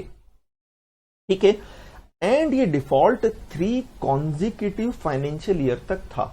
लगातार 3 फाइनेंशियल ईयर तक अगर आप फाइनेंशियल स्टेटमेंट या एनुअल रिटर्न, लगातार 3 फाइनेंशियल ईयर तक आप फाइनेंशियल स्टेटमेंट या एनुअल रिटर्न आरओसी को फाइल नहीं करते हो, तो ऐसी सिचुएशन के अंदर, ऐसी सर्कमस्टेंसेस के अंदर आपकी कंपनी डिफॉल्टिंग कंपनी हो जाएगी। और अगर आपकी कंपनी डिफॉल्टिंग कंपनी है तो इस डिफॉल्टिंग कंपनी के जो डायरेक्टर हैं, इस कंपनी के जो डायरेक्टर हैं वो क्या नहीं हो पाएंगे? रीअपॉइंट नहीं हो पाएंगे डिफॉल्टिंग कंपनी में, और किसी दूसरी कंपनी में अपॉइंट नहीं हो पाएंगे।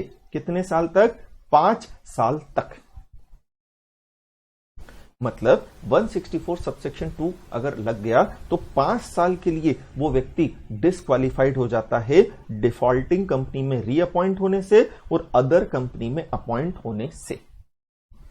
ठीक है, वापस से ले लो फटाफट से। ये है फाइलिंग के डिफॉल्ट से रिलेटेड। तो अगर कंपनी ने आरओसी के पास इन 2 डॉक्यूमेंट में से कोई भी एक डॉक्यूमेंट अगर फाइल नहीं किया है, कौन से डॉक्यूमेंट? बोले फाइनेंशियल स्टेटमेंट या एनुअल रिटर्न।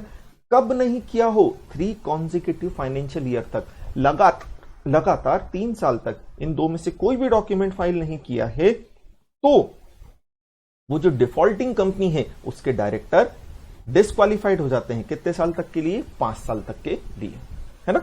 जैसे अगर हम एक एग्जांपल लें, मान लो क्या एबीसी लिमिटेड है, उसने 2020, 2025, 26, 27 लगातार 3 साल तक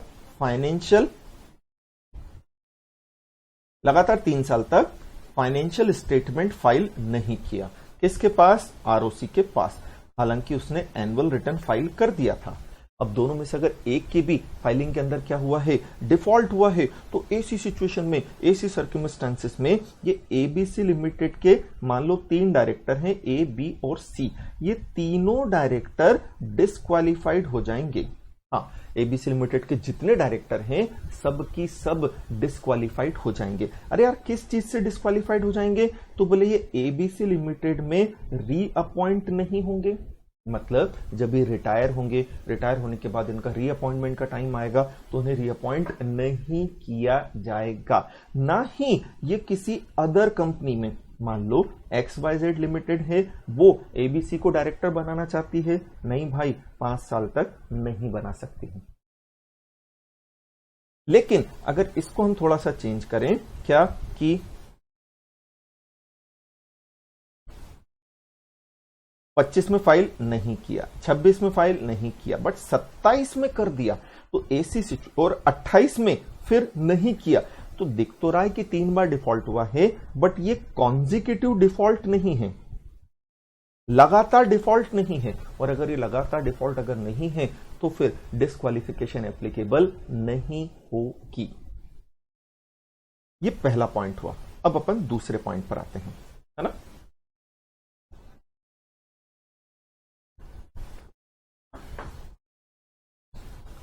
पेमेंट के डिफॉल्ट से रिलेटेड सेकंड पॉइंट रिलेटेड है पेमेंट के डिफॉल्ट से रिलेटेड, है ना। इसे ब्रीफ में याद करने के लिए हम पढ़े 3D। डी फॉर डिपॉजिट या उसका इंटरेस्ट, डी फॉर डिबेंचर या उसका इंटरेस्ट, डी फॉर डिविडेंड। तो अगर कंपनी डिपॉजिट या उसके इंटरेस्ट के पेमेंट में डिफॉल्ट करती है, अगर कंपनी डिबेंचर या उसके इंटरेस्ट के पेमेंट में डिफॉल्ट करती है, या अगर कंपनी डिविडेंड के पेमेंट में डिफॉल्ट करती है, तो 164 सबसेक्शन 2 क्लॉज बी एप्लीकेबल हो जाएगा। बट वो एक्चुअली तब एप्लीकेबल होगा जब ये डिफॉल्ट 1 साल या उससे ज्यादा कंटिन्यू रहे।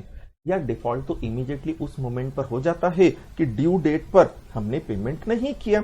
अगर ड्यू डेट पर हमने पेमेंट नहीं किया तो डिफॉल्ट हो गया। बट अगर वो डिफॉल्ट कंटिन्यू है कितने साल तक? 1 साल तक या उससे ज्यादा तक, तब डिस्क्वालिफिकेशन लगती है, अदरवाइज नहीं। और अगर डिस्क्वालिफिकेशन लग गई तो जो डिफॉल्टिंग कंपनी के डायरेक्टर्स हैं वो किसी डिफॉल्टिंग कंपनी में रीअपॉइंट नहीं हो पाएंगे, अदर कंपनी में अपॉइंट नहीं हो पाएंगे। कितने साल तक? 5 साल तक। जैसे टाटा मोटर्स लिमिटेड है ना, उसने डिबेंचर पर हर साल जून के अंदर, वो हर साल 30 जून को, हर साल वो 30 जून को इंटरेस्ट पे करती है डिबेंचर पर, है ना। अब मान लो 30 जून 25 को जो इंटरेस्ट पे करना था वो इंटरेस्ट का पेमेंट नहीं किया टाटा मोटर्स लिमिटेड ने। ठीक है, अब अगर इंटरेस्ट का पेमेंट नहीं किया टाटा मोटर्स लिमिटेड ने, तो 30 जून को पेमेंट नहीं किया, और सपोज आज है 2 जुलाई 25, तो यार 30 जून को पेमेंट होना था, जो नहीं किया, आज 2 जुलाई है, तो डिफॉल्ट तो हो गया है पेमेंट का। लेकिन क्या डायरेक्टर डिस्क्वालिफाइड है? डायरेक्टर डिस्क्वालिफाइड तब होगा जब ये डिफॉल्ट कंटिन्यू रहे 1 साल या ज्यादा। या ठीक है, ड्यू डेट पे नहीं किया, चल अगले दिन दे दे, चल 5 दिन, 10 दिन, महीना, 2 महीना, 10 महीना, साल भर पे तो कर। बट साल भर हो गया, मान लो आज डेट आ गई 5 जुलाई 2026, मतलब ये 30 जून 2025 का जो पेमेंट था 5 जुलाई 2026 आज हो गई है, 1 साल से ज्यादा हो गया है, नहीं किया, तो डिस्क्वालिफिकेशन लगेगी। तो Tata Motors limited defaulting company बन जाएगी, और इसके डायरेक्टर मान लो कौन कौन है? X, Y और Z। वो डायरेक्टर वो फिर टाटा मोटर कंपनी के अंदर क्या नहीं हो पाएंगे? रीअपॉइंट, और अदर कंपनी में क्या नहीं हो पाएंगे? अपॉइंट। मतलब X मान लो अब रिटायर हो रहा है टाटा मोटर्स लिमिटेड से, तो X का रीअपॉइंटमेंट टाटा नहीं कर सकती। कितने साल तक? 5 साल तक। मान लो X अपॉइंट होना चाहता है PQR लिमिटेड में, तो PQR लिमिटेड भी अगले 5 साल तक के लिए उसका अपॉइंटमेंट नहीं कर सकती है। ये यहां पर कहा गया है। ठीक है। अब क्या डिफॉल्टिंग कंपनी में अगर नया डायरेक्टर आता है ना, जैसे अभी हमने पढ़ा कि टाटा मोटर्स लिमिटेड में एक्स, वाई और जेड 3 डायरेक्टर थे जब डिफॉल्ट हुआ। ठीक है। अब क्या हुआ, इसमें शर्मा जी भी अपॉइंट हुए। शर्मा जी कब अपॉइंट हुए? After default. जब डिफॉल्ट हुआ था तब शर्मा जी डायरेक्टर नहीं थे। डिफॉल्ट होने के बाद शर्मा जी क्या बने हैं? डायरेक्टर बने हैं। डिफॉल्ट होने के बाद शर्मा जी क्या बने हैं? डायरेक्टर। जब डिफॉल्ट हुआ कौन कौन डायरेक्टर थे? एक्स, वाई, जेड थे, शर्मा जी नहीं थे। तो शर्मा जी पर यह डिस्क्वालिफिकेशन 6 महीने तक एप्लीकेबल नहीं होगी। मतलब 6 महीने में शर्मा जी सिचुएशन सुधार दें तो बहुत अच्छी बात है, नहीं तो रिजाइन करके चला जाए। अननेसेसरीली ये वैसे ही डूबता जहाज है, डूबते जहाज की सवारी कौन करेगा? अननेसेसरीली इसने वैसे ही डिफॉल्ट कर रखा है, कौन इसके माथे चढ़ेगा? तो डिफॉल्टिंग कंपनी में नया डायरेक्टर अगर अपॉइंट होता है तो अगले 6 महीने तक वो डिस्क्वालिफाइड नहीं माना जाएगा। फिर सबसेक्शन 3 ये बोलता है कि प्राइवेट कंपनी अपने आर्टिकल ऑफ एसोसिएशन में एडिशनल ग्राउंड रख सकती है डायरेक्टर के डिस्क्वालिफिकेशन के, बट पब्लिक कंपनी नहीं रख सकती, क्योंकि ये राइट केवल प्राइवेट कंपनी को दिया है। जैसे पब्लिक कंपनी है, मान लो रिलायंस इंडस्ट्रीज लिमिटेड है, वो अपने आर्टिकल में लिखती है कि डायरेक्टर हम उसी को बनाएंगे जो कम से कम MBA हो। अब हर वो व्यक्ति जो MBA नहीं है वो रिलायंस का डायरेक्टर बनने के लिए क्या हो गया? डिस्क्वालिफाइड। मतलब रिलायंस ने अपने आर्टिकल में ये डिस्क्वालिफिकेशन रख दी। तो जब रिलायंस ने अपने आर्टिकल के अंदर ये डिस्क्वालिफिकेशन रखी है तो रिलायंस कैसी कंपनी है? पब्लिक कंपनी है, एंड पब्लिक कंपनी को एडिशनल ग्राउंड रखना अलाउड नहीं है, तो रिलायंस के आर्टिकल का ये प्रोविजन वैलिड नहीं है। लेकिन एक कंपनी है ABC स्टील प्राइवेट लिमिटेड, उसने अपने आर्टिकल में लिखा है क्या कि डायरेक्टर वही बनेगा जो एटलीस्ट 12th पास हो। चलो उसने भी लिखा है कि MBA है तो ही हम डायरेक्टर बनाएंगे। तो ये डिस्क्वालिफिकेशन प्राइवेट कंपनी अपने आर्टिकल में रख सकती है। मतलब ABC लिमिटेड में हर वो व्यक्ति डिस्क्वालिफाइड है जो कि MBA नहीं है डायरेक्टर बनने के लिए।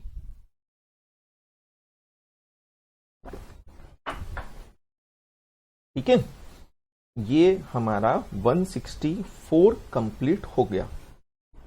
ये सारे पॉइंट आपको मैंने बता दिए, है ना। हाँ, ये पॉइंट रहा है, ये देख लेते हैं।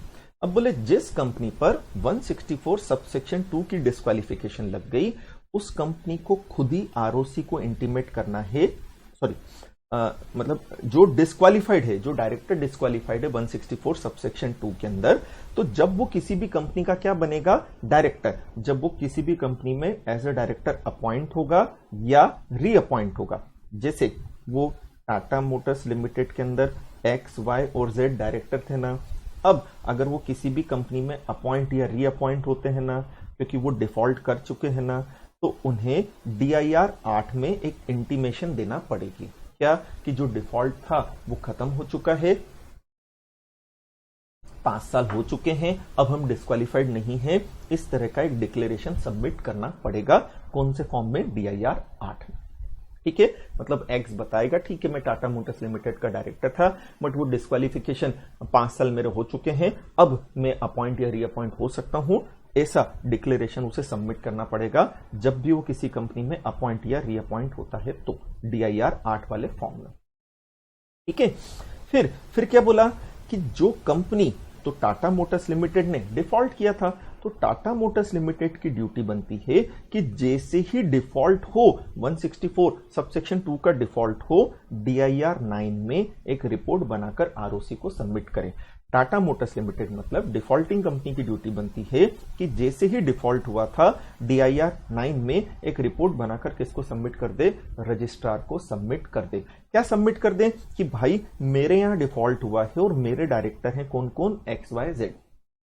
ताकि आरओसी किसको इंटीमेट कर देगा, सेंट्रल गवर्नमेंट को, एंड सेंट्रल गवर्नमेंट इनका डिन क्या कर देगी, डीएक्टिवेट कर देगी। कितने साल तक के लिए, 5 साल तक के लिए। तो ये अजीब प्रोविजन है, गलती भी हम करें बताना भी हमें है, बट हाँ बताना तो पड़ेगा। कितने टाइम में, तो टाइम पीरियड बोला है कि नॉट लेटर देन 30 डेज, तो मैक्सिमम 30 दिन के अंदर आपको DIR 9 फाइल कर देना है। अब XYZ इनका फाइल हो गया DIR 9, इनके दिन 5 साल के लिए डीएक्टिवेट हो गए। अब 5 साल बाद इनके दिन एक्टिवेट हो जाना चाहिए, तो गवर्नमेंट खुद से एक्टिवेट नहीं करती है। 5 साल बाद XYZ फॉर्म नंबर DIR 10 में अप्लाई करें, भाई हो गए, कितने साल हो गए, 5 साल हो गए, खत्म करो मैटर, अब हमारा दिन वापस से क्या कर दो, एक्टिवेट कर दो। ये 164 खत्म हुआ है। अब मैं 164 के आपके जो डाउट्स हैं वो सॉल्व कर देता हूं, फिर अगले सेक्शन के ऊपर अपन आते हैं।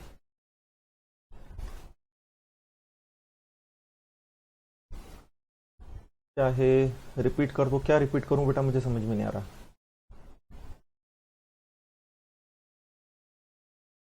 सर आपने तो बोला वो रीअपॉइंट नहीं होंगे, हाँ तो नहीं होंगे ना रीअपॉइंट बेटा 5 साल तक, मैं कब बोल रहा हूं, बट अब 5 साल हो गए, उसके बाद तो उनका चाहे अपॉइंटमेंट हो रहा हो चाहे रीअपॉइंटमेंट हो रहा हो, हर बार उन्हें DIR 8 देना पड़ेगा। DIR 8 में बताना पड़ेगा, क्या बताना पड़ेगा कि यार मेरा पुराना पाप था वो धुल चुका है।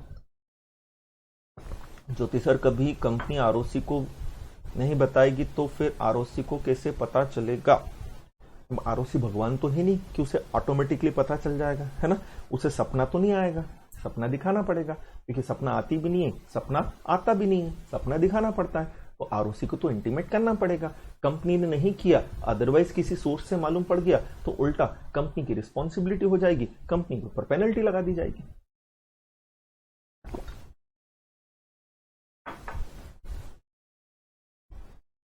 नेक्स्ट 6 मंथ वाला प्रोविजन, तो डिफॉल्टिंग कंपनी में अगर नया डायरेक्टर अपॉइंट होता है, ऐसा बोला डिफॉल्टिंग कंपनी में हो रहा है मतलब डिफॉल्ट ऑलरेडी हो चुका है, एंड नया डायरेक्टर अपॉइंट हुआ है, मतलब टाटा मोटर्स लिमिटेड ने जब डिफॉल्ट किया था तब 3 डायरेक्टर थे XYZ, अब शर्मा जी डिफॉल्ट होने के बाद अपॉइंट हुए हैं। तो डिफॉल्ट क्योंकि ऑलरेडी हो चुका है, और जब डिफॉल्ट हुआ था तब डायरेक्टर XYZ थे, तो डिस्क्वालीफाइड केवल XYZ ही है। नया डायरेक्टर जो आया वो डिस्क्वालीफाइड नहीं है। कब तक नहीं है, तो बोले 6 महीने तक नहीं है, मतलब 6 महीने में अगर वो डिफॉल्ट को क्योर कर लेता है तो बहुत अच्छी बात है, अदरवाइज जॉब छोड़ दे, वो नहीं छोड़ रहा है तो जैसे ही 6 महीने हुए वो भी क्या हो जाएगा, डिस्क्वालीफाइड, ये दिया गया है।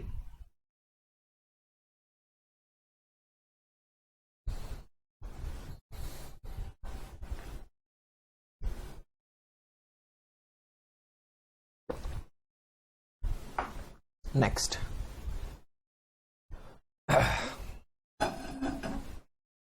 सेक्शन है 165, नंबर ऑफ डायरेक्टरशिप।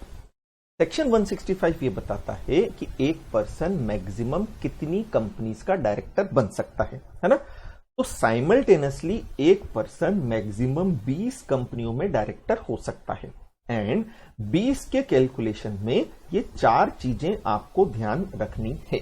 पहला, अगर वो डोरमेंट कंपनी जो कि सेक्शन 455 में होती है, डोरमेंट कंपनी में अगर वो डायरेक्टर है तो उसे 20 के कैलकुलेशन में नहीं लेंगे, मतलब वो कितनी ही डोरमेंट कंपनीज का क्या बन सकता है, डायरेक्टर बन सकता है। फिर अगर वो सेक्शन 8 वाली कंपनी का क्या है, डायरेक्टर है, सेक्शन 8 मतलब नॉन प्रॉफिट ऑर्गेनाइजेशन का, तो उसे भी 20 के कैलकुलेशन में नहीं लेंगे, मतलब वो कितने ही नॉन प्रॉफिट ऑर्गेनाइजेशन का क्या बन सकता है, डायरेक्टर। फिर अगर वो 161 सबसेक्शन 2 मतलब वो अल्टरनेट डायरेक्टर है, तो अल्टरनेट डायरेक्टरशिप को 20 के कैलकुलेशन में लिया जाएगा। ठीक है, फिर क्या बोला है, 20 के कैलकुलेशन में मैक्सिमम 10 ये वाली कंपनी हो सकती है। 20 के कैलकुलेशन में ये 3 कैटेगरी की कंपनी 10 से ज्यादा नहीं होगी। 20 के कैलकुलेशन में ये 3 कैटेगरी की कंपनी 10 से ज्यादा नहीं होगी। कौन सी, पब्लिक कंपनी 10 से ज्यादा नहीं हो सकती है। फिर प्राइवेट कंपनी जो सब्सिडरी हो पब्लिक की वो भी 10 से ज्यादा नहीं हो सकती हैं। फिर प्राइवेट कंपनी जो होल्डिंग हो पब्लिक की वो भी 10 से ज्यादा नहीं हो सकती है। तो इन तीनों कंपनीज का टोटल मिलाकर 10 से ज्यादा नहीं होगा 20 कंपनियों में। फटाफट से कंक्लूड करते हैं। एक person maximum at a time simultaneously 20 companies में डायरेक्टर बन सकता है। 20 का कैलकुलेशन करते समय आपको ये चीजें ध्यान रखना है। पहला, डोरमेंट कंपनी को इंक्लूड नहीं करना है। वो 20 कंपनियों में डायरेक्टर हो सकता हो, डोरमेंट तो कितनी ही हो सकता हो, 50 डोरमेंट कंपनियों का डायरेक्टर है चलेगा। फिर वो कितने ही नॉन प्रॉफिट ऑर्गेनाइजेशन का डायरेक्टर हो सकता है, हाँ वो 150 नॉन प्रॉफिट ऑर्गेनाइजेशन का डायरेक्टर है चलेगा, कोई टेंशन नहीं। फिर अगर वो अल्टरनेट डायरेक्टर है तो बोले अल्टरनेट डायरेक्टर को तो 20 के कैलकुलेशन में लेंगे, है ना। बट ये ध्यान रखना है कि 20 कंपनियों में ये 3 कैटेगरी की कंपनी 10 से ज्यादा नहीं होना चाहिए। पहला पब्लिक कंपनी, दूसरा प्राइवेट तब जब वो सब्सिडरी हो पब्लिक की, तीसरा प्राइवेट तब जब वो होल्डिंग हो पब्लिक की। अगर प्योर प्राइवेट कंपनी है तो वो 10 के कैलकुलेशन में नहीं आएगी, वो 20 के कैलकुलेशन में आएगी। अब इसके साथ हमें यह भी समझना चाहिए कि एक पर्सन मैक्सिमम कितनी लिस्टेड एंटिटीज में डायरेक्टर हो सकता है। एक पर्सन मैक्सिमम कितनी लिस्टेड एंटिटीज के अंदर डायरेक्टर हो सकता है, हमें यह भी समझना चाहिए। हाँ, तो हम देखते हैं 8 का हो सकता है ऑन और आफ्टर 1 अप्रैल 2019, बट 1 अप्रैल 2020 से वो 7 लिस्टेड कंपनीज में ही डायरेक्टर बन सकता है। 20 के कैलकुलेशन में लिस्टेड कंपनी 7 से ज्यादा नहीं होगी। 20 के कैलकुलेशन में लिस्टेड कंपनी 7 से ज्यादा नहीं होगी। ठीक है, 1 अप्रैल 20 के कैलकुलेशन में लिस्टेड कंपनी 7 से ज्यादा नहीं होगी। फिर अगर वो कहीं होल टाइम डायरेक्टर है, तो आईडी मैक्सिमम 3 कंपनियों का बन सकता है। बट अगर वो होल टाइम डायरेक्टर नहीं है तो वो आईडी मैक्सिमम 7 कंपनीज का बन सकता है। ये हमने लिस्टेड कंपनी भी यहीं घुसा दी, यहां पर मैनेज कर दी क्योंकि देखना तो पड़ेगा। तो 20 के कैलकुलेशन में 7 से ज्यादा लिस्टेड कंपनी नहीं हो सकती हैं। अब इन 7 में अगर वो आईडी है तो ठीक है, अगर कहीं भी किसी भी कंपनी में अगर वो होल टाइम डायरेक्टर नहीं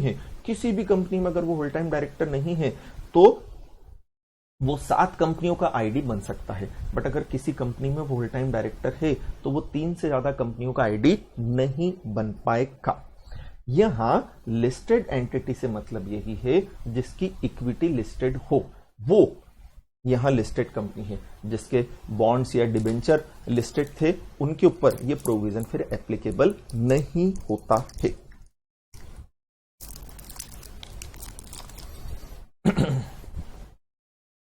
चलो 165 खत्म हो गया आपका। 165 से रिलेटेड डाउट? चलो किसी का कोई डाउट नहीं है। ये 165 मैंने कंप्लीट कर दिया आपको, है ना। अब इसमें एक चीज थी वो ध्यान रखनी है, हालांकि थ्योरेटिकल इंपॉर्टेंस की है, प्रैक्टिकल इंपॉर्टेंस की नहीं है। प्रैक्टिकल इंपॉर्टेंस की इसलिए नहीं है क्योंकि टाइम पीरियड निकल चुका है ना। अब ये 165 का जो प्रोविजन आया था उसके पहले 165 का प्रोविजन 1 अप्रैल 2024 को आया, नहीं रे 2014 को आया।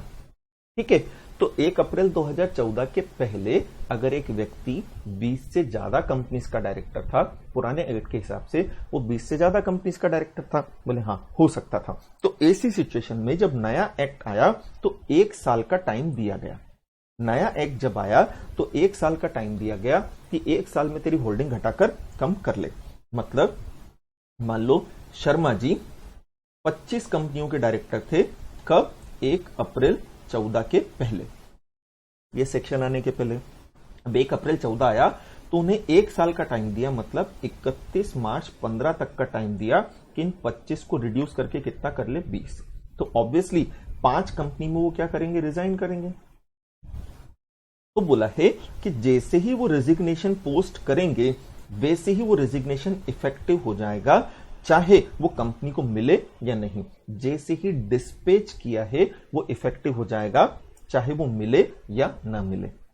ये प्रोविजन केवल तब लगेगा जब 2014 के पहले वाली होल्डिंग आप कम कर रहे हो तो। अदरवाइज रेजिग्नेशन के रिलेशनशिप में अभी हम सेक्शन 168 पढ़ेंगे, वो 168 एप्लीकेबल होता है। नॉर्मली रेजिग्नेशन तब इफेक्टिव होता है जब बोर्ड रिसीव कर ले, लेकिन यहां क्योंकि पुराना पाप खत्म करना है तो जैसे ही रेजिग्नेशन डिस्पैच किया था वो इफेक्टिव हो जाता है ना। तो 165 के अकॉर्डिंगली जैसे ही रेजिग्नेशन डिस्पैच किया था वो इफेक्टिव हो जाता है, बोर्ड को मिले चाहे नहीं मिले। बट 168 में जब हम रेजिग्नेशन का पढ़ेंगे तो रेजिग्नेशन इफेक्टिव तब होता है जब बोर्ड को मिल जाए या रेजिग्नेशन की डेट जो बताई गई है विच एवर इज लेटर, वो मैं बताता हूं। फिर ये पेनल्टी दी गई है, 5,000 का फाइन लगेगा, कोई दिक्कत वाली बात नहीं है। ड्यूटीज ऑफ डायरेक्टर सिंपल है बेटा, पढ़ सकते हो, मैं नहीं रिवाइज करवा रहा इसको, है ना। अब दिया है section 167 vacation of office of director. क्या कि इन सिचुएशन में डायरेक्टर का ऑफिस वेकेंट हो जाएगा। पहले तो आपको 164 एंड 167 में डिफरेंस समझ में आना चाहिए। 164 अपॉइंटमेंट के पहले लगता है। अपॉइंटमेंट के पहले मतलब जो व्यक्ति 164 के अकॉर्डिंगली डिस्क्वालीफाइड है उसे अपॉइंट ही नहीं करेंगे। लेकिन अपॉइंट होने के बाद अगर कोई व्यक्ति क्या हो जाता है डिस्क्वालीफाइड तो उस पर लगता है 167। और अगर 167 लग गया और अपॉइंटमेंट के बाद वो फिर पोस्ट क्या कर देगा, खाली। जैसे अगर कोई व्यक्ति इंसॉल्वेंट है तो उसे डायरेक्टर बनाएंगे ही नहीं, बट अगर डायरेक्टर बनने के बाद इंसॉल्वेंट हुआ तो 167 बोलता वो ऑफिस वेकेंट कर देगा। अगेन 167 सारी कंपनीज के ऊपर लगता है, पब्लिक कंपनी के ऊपर भी लगता है, प्राइवेट कंपनी के ऊपर भी लगता है, सब पे लगता है ना। एंड 167 ये बोलता है क्या कि अपॉइंटमेंट के बाद अगर 164 लग गया तो भी पोस्ट क्या हो जाएगी, खाली। लेकिन 164 सबसेक्शन 2 अगर लगता है, 164 सबसेक्शन 2 अगर लगता है तो डायरेक्टर का ऑफिस वेकेंट होगा all the companies other than which is in default. मतलब जो डिफॉल्टिंग कंपनी थी उसमें वो 167 के हिसाब से ऑफिस वेकेंट नहीं करेगा, डिफॉल्टिंग कंपनी के अलावा सारी कंपनीज में कर देगा। मतलब जब टाटा मोटर्स लिमिटेड हमारी डिफॉल्टिंग थी उसमें XYZ जो डायरेक्टर थे उनको 167 के हिसाब से पोस्ट खाली नहीं करना है कायम में टाटा मोटर्स लिमिटेड में। बट अगर XYZ A limited, B limited, C in 3 company के भी डायरेक्टर थे तो इसमें 167 के अकॉर्डिंगली वो वेकेंट कर देंगे पोस्ट को। ठीक है, ये बहुत इंपॉर्टेंट पॉइंट है ना। क्या 164 के डिस्क्वालिफिकेशन लग जाए तो पोस्ट खाली हो जाएगी, बट अगर 164 सबसेक्शन 2 की थी मतलब वो डिफॉल्ट वाली थी तो डिफॉल्टिंग कंपनी को छोड़कर सब में वो पोस्ट खाली कर देगा। हाँ, डिफॉल्टिंग कंपनी में जब उसका रीअपॉइंटमेंट की बात आएगी तो उसे रीअपॉइंट नहीं करेंगे, बट इमीडिएटली उसे पोस्ट खाली करने की जरूरत नहीं है। फिर ये पॉइंट भी बहुत इंपॉर्टेंट है ना। अगर एक डायरेक्टर अब्सेंट है सारी बोर्ड मीटिंग में जो 12 महीने के ड्यूरेशन में होती है, चाहे उसने लीव ऑफ एब्सेंस लिया हो चाहे नहीं लिया हो, उसकी पोस्ट क्या हो जाएगी, खाली।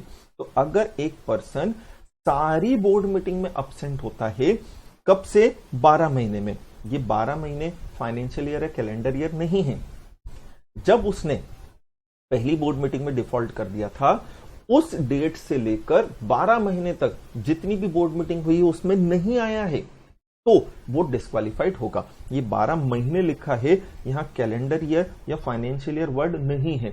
इट मींस जिस डेट पर उसने डिफॉल्ट किया था उसके बाद की जितनी भी मीटिंग हुई थी 12 महीने तक सब में नहीं आया तो वो डिस्क्वालीफाइड है। बट अगर एक मीटिंग में भी वो आ गया था तो फिर वापस से वेट करना पड़ेगा उसके बोर्ड मीटिंग अटेंड नहीं करने का। जैसे उसने बोर्ड मीटिंग किसी मीटिंग में अटेंड नहीं की, 12 महीने का कैलकुलेशन चालू हो जाएगा। फिर वो 184 का कंट्रावेंशन करता है, फिर उसने अपना इंटरेस्ट डिस्क्लोज नहीं किया है तो हो जाएगा, फिर कोर्ट या ट्रिब्यूनल ने उसे डिस्क्वालीफाइड डिक्लेयर कर दिया है तो हो जाएगा, फिर मॉरल टर्पिट्यूड वाले ऑफेंस में उसे कन्विक्ट किया है तो हो जाएगा, कम से कम अगर उसे 6 महीने की सजा हुई है तो। ठीक है, फिर बोला है ये जो ई और एफ वाले पॉइंट हैं ये जो ई और एफ वाले पॉइंट हैं इनमें वो ऑफिस वेकेंट नहीं करेगा। कब तक नहीं करेगा? बोले 30 दिन में अगर वो अपील कर देता है।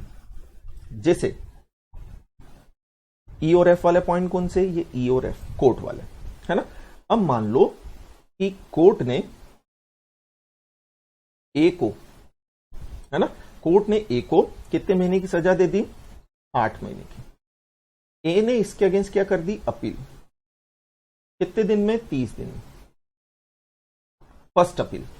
तो जब तक फर्स्ट अपील का डिसीजन नहीं आता है, ए 167 के अकॉर्डिंगली पोस्ट खाली नहीं करेगा।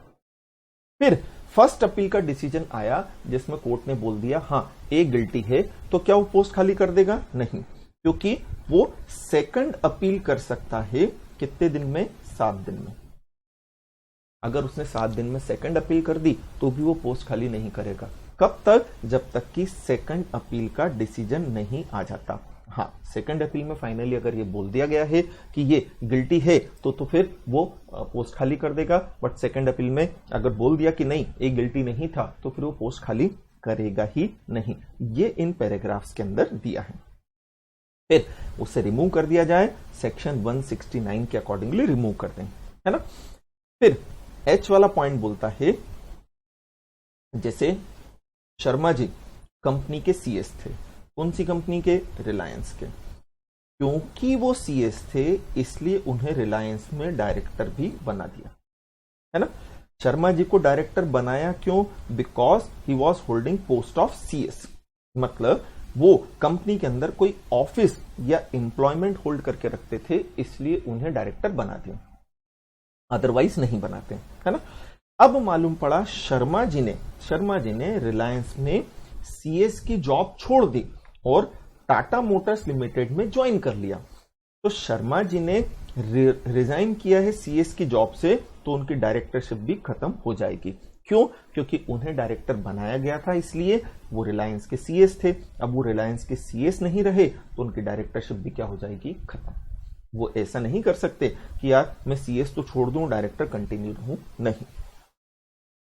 फिर प्राइवेट कंपनी और एडिशनल ग्राउंड रख सकती है, ये पॉइंट बता दिया मैं, पब्लिक नहीं रख सकती। फिर सारे डायरेक्टर अगर एक साथ डिस्क्वालीफाइड हो जाएं और पोस्ट खाली कर दें तो ऐसी सिचुएशन के अंदर प्रमोटर्स फिर नए डायरेक्टर अपॉइंट करेंगे। और अगर प्रमोटर नहीं कर पा रहे हैं तो सेंट्रल गवर्नमेंट अपॉइंट करेगी, जब तक कि जनरल मीटिंग में शेयर होल्डर नए डायरेक्टर अपॉइंट ना कर दे। एंड एक व्यक्ति जिसकी पोस्ट खाली हो गई है फिर भी नालायक काम किए जा रहा है, उसे 1 साल की सजा होती है, 1 लाख का फाइन, जो कहां तक जाएगा? 5 लाख या दोनों, इतने की सजा उसे होगी। ठीक है यार, आज भी खत्म नहीं हुआ ये रेजिग्नेशन ऑफ डायरेक्टर।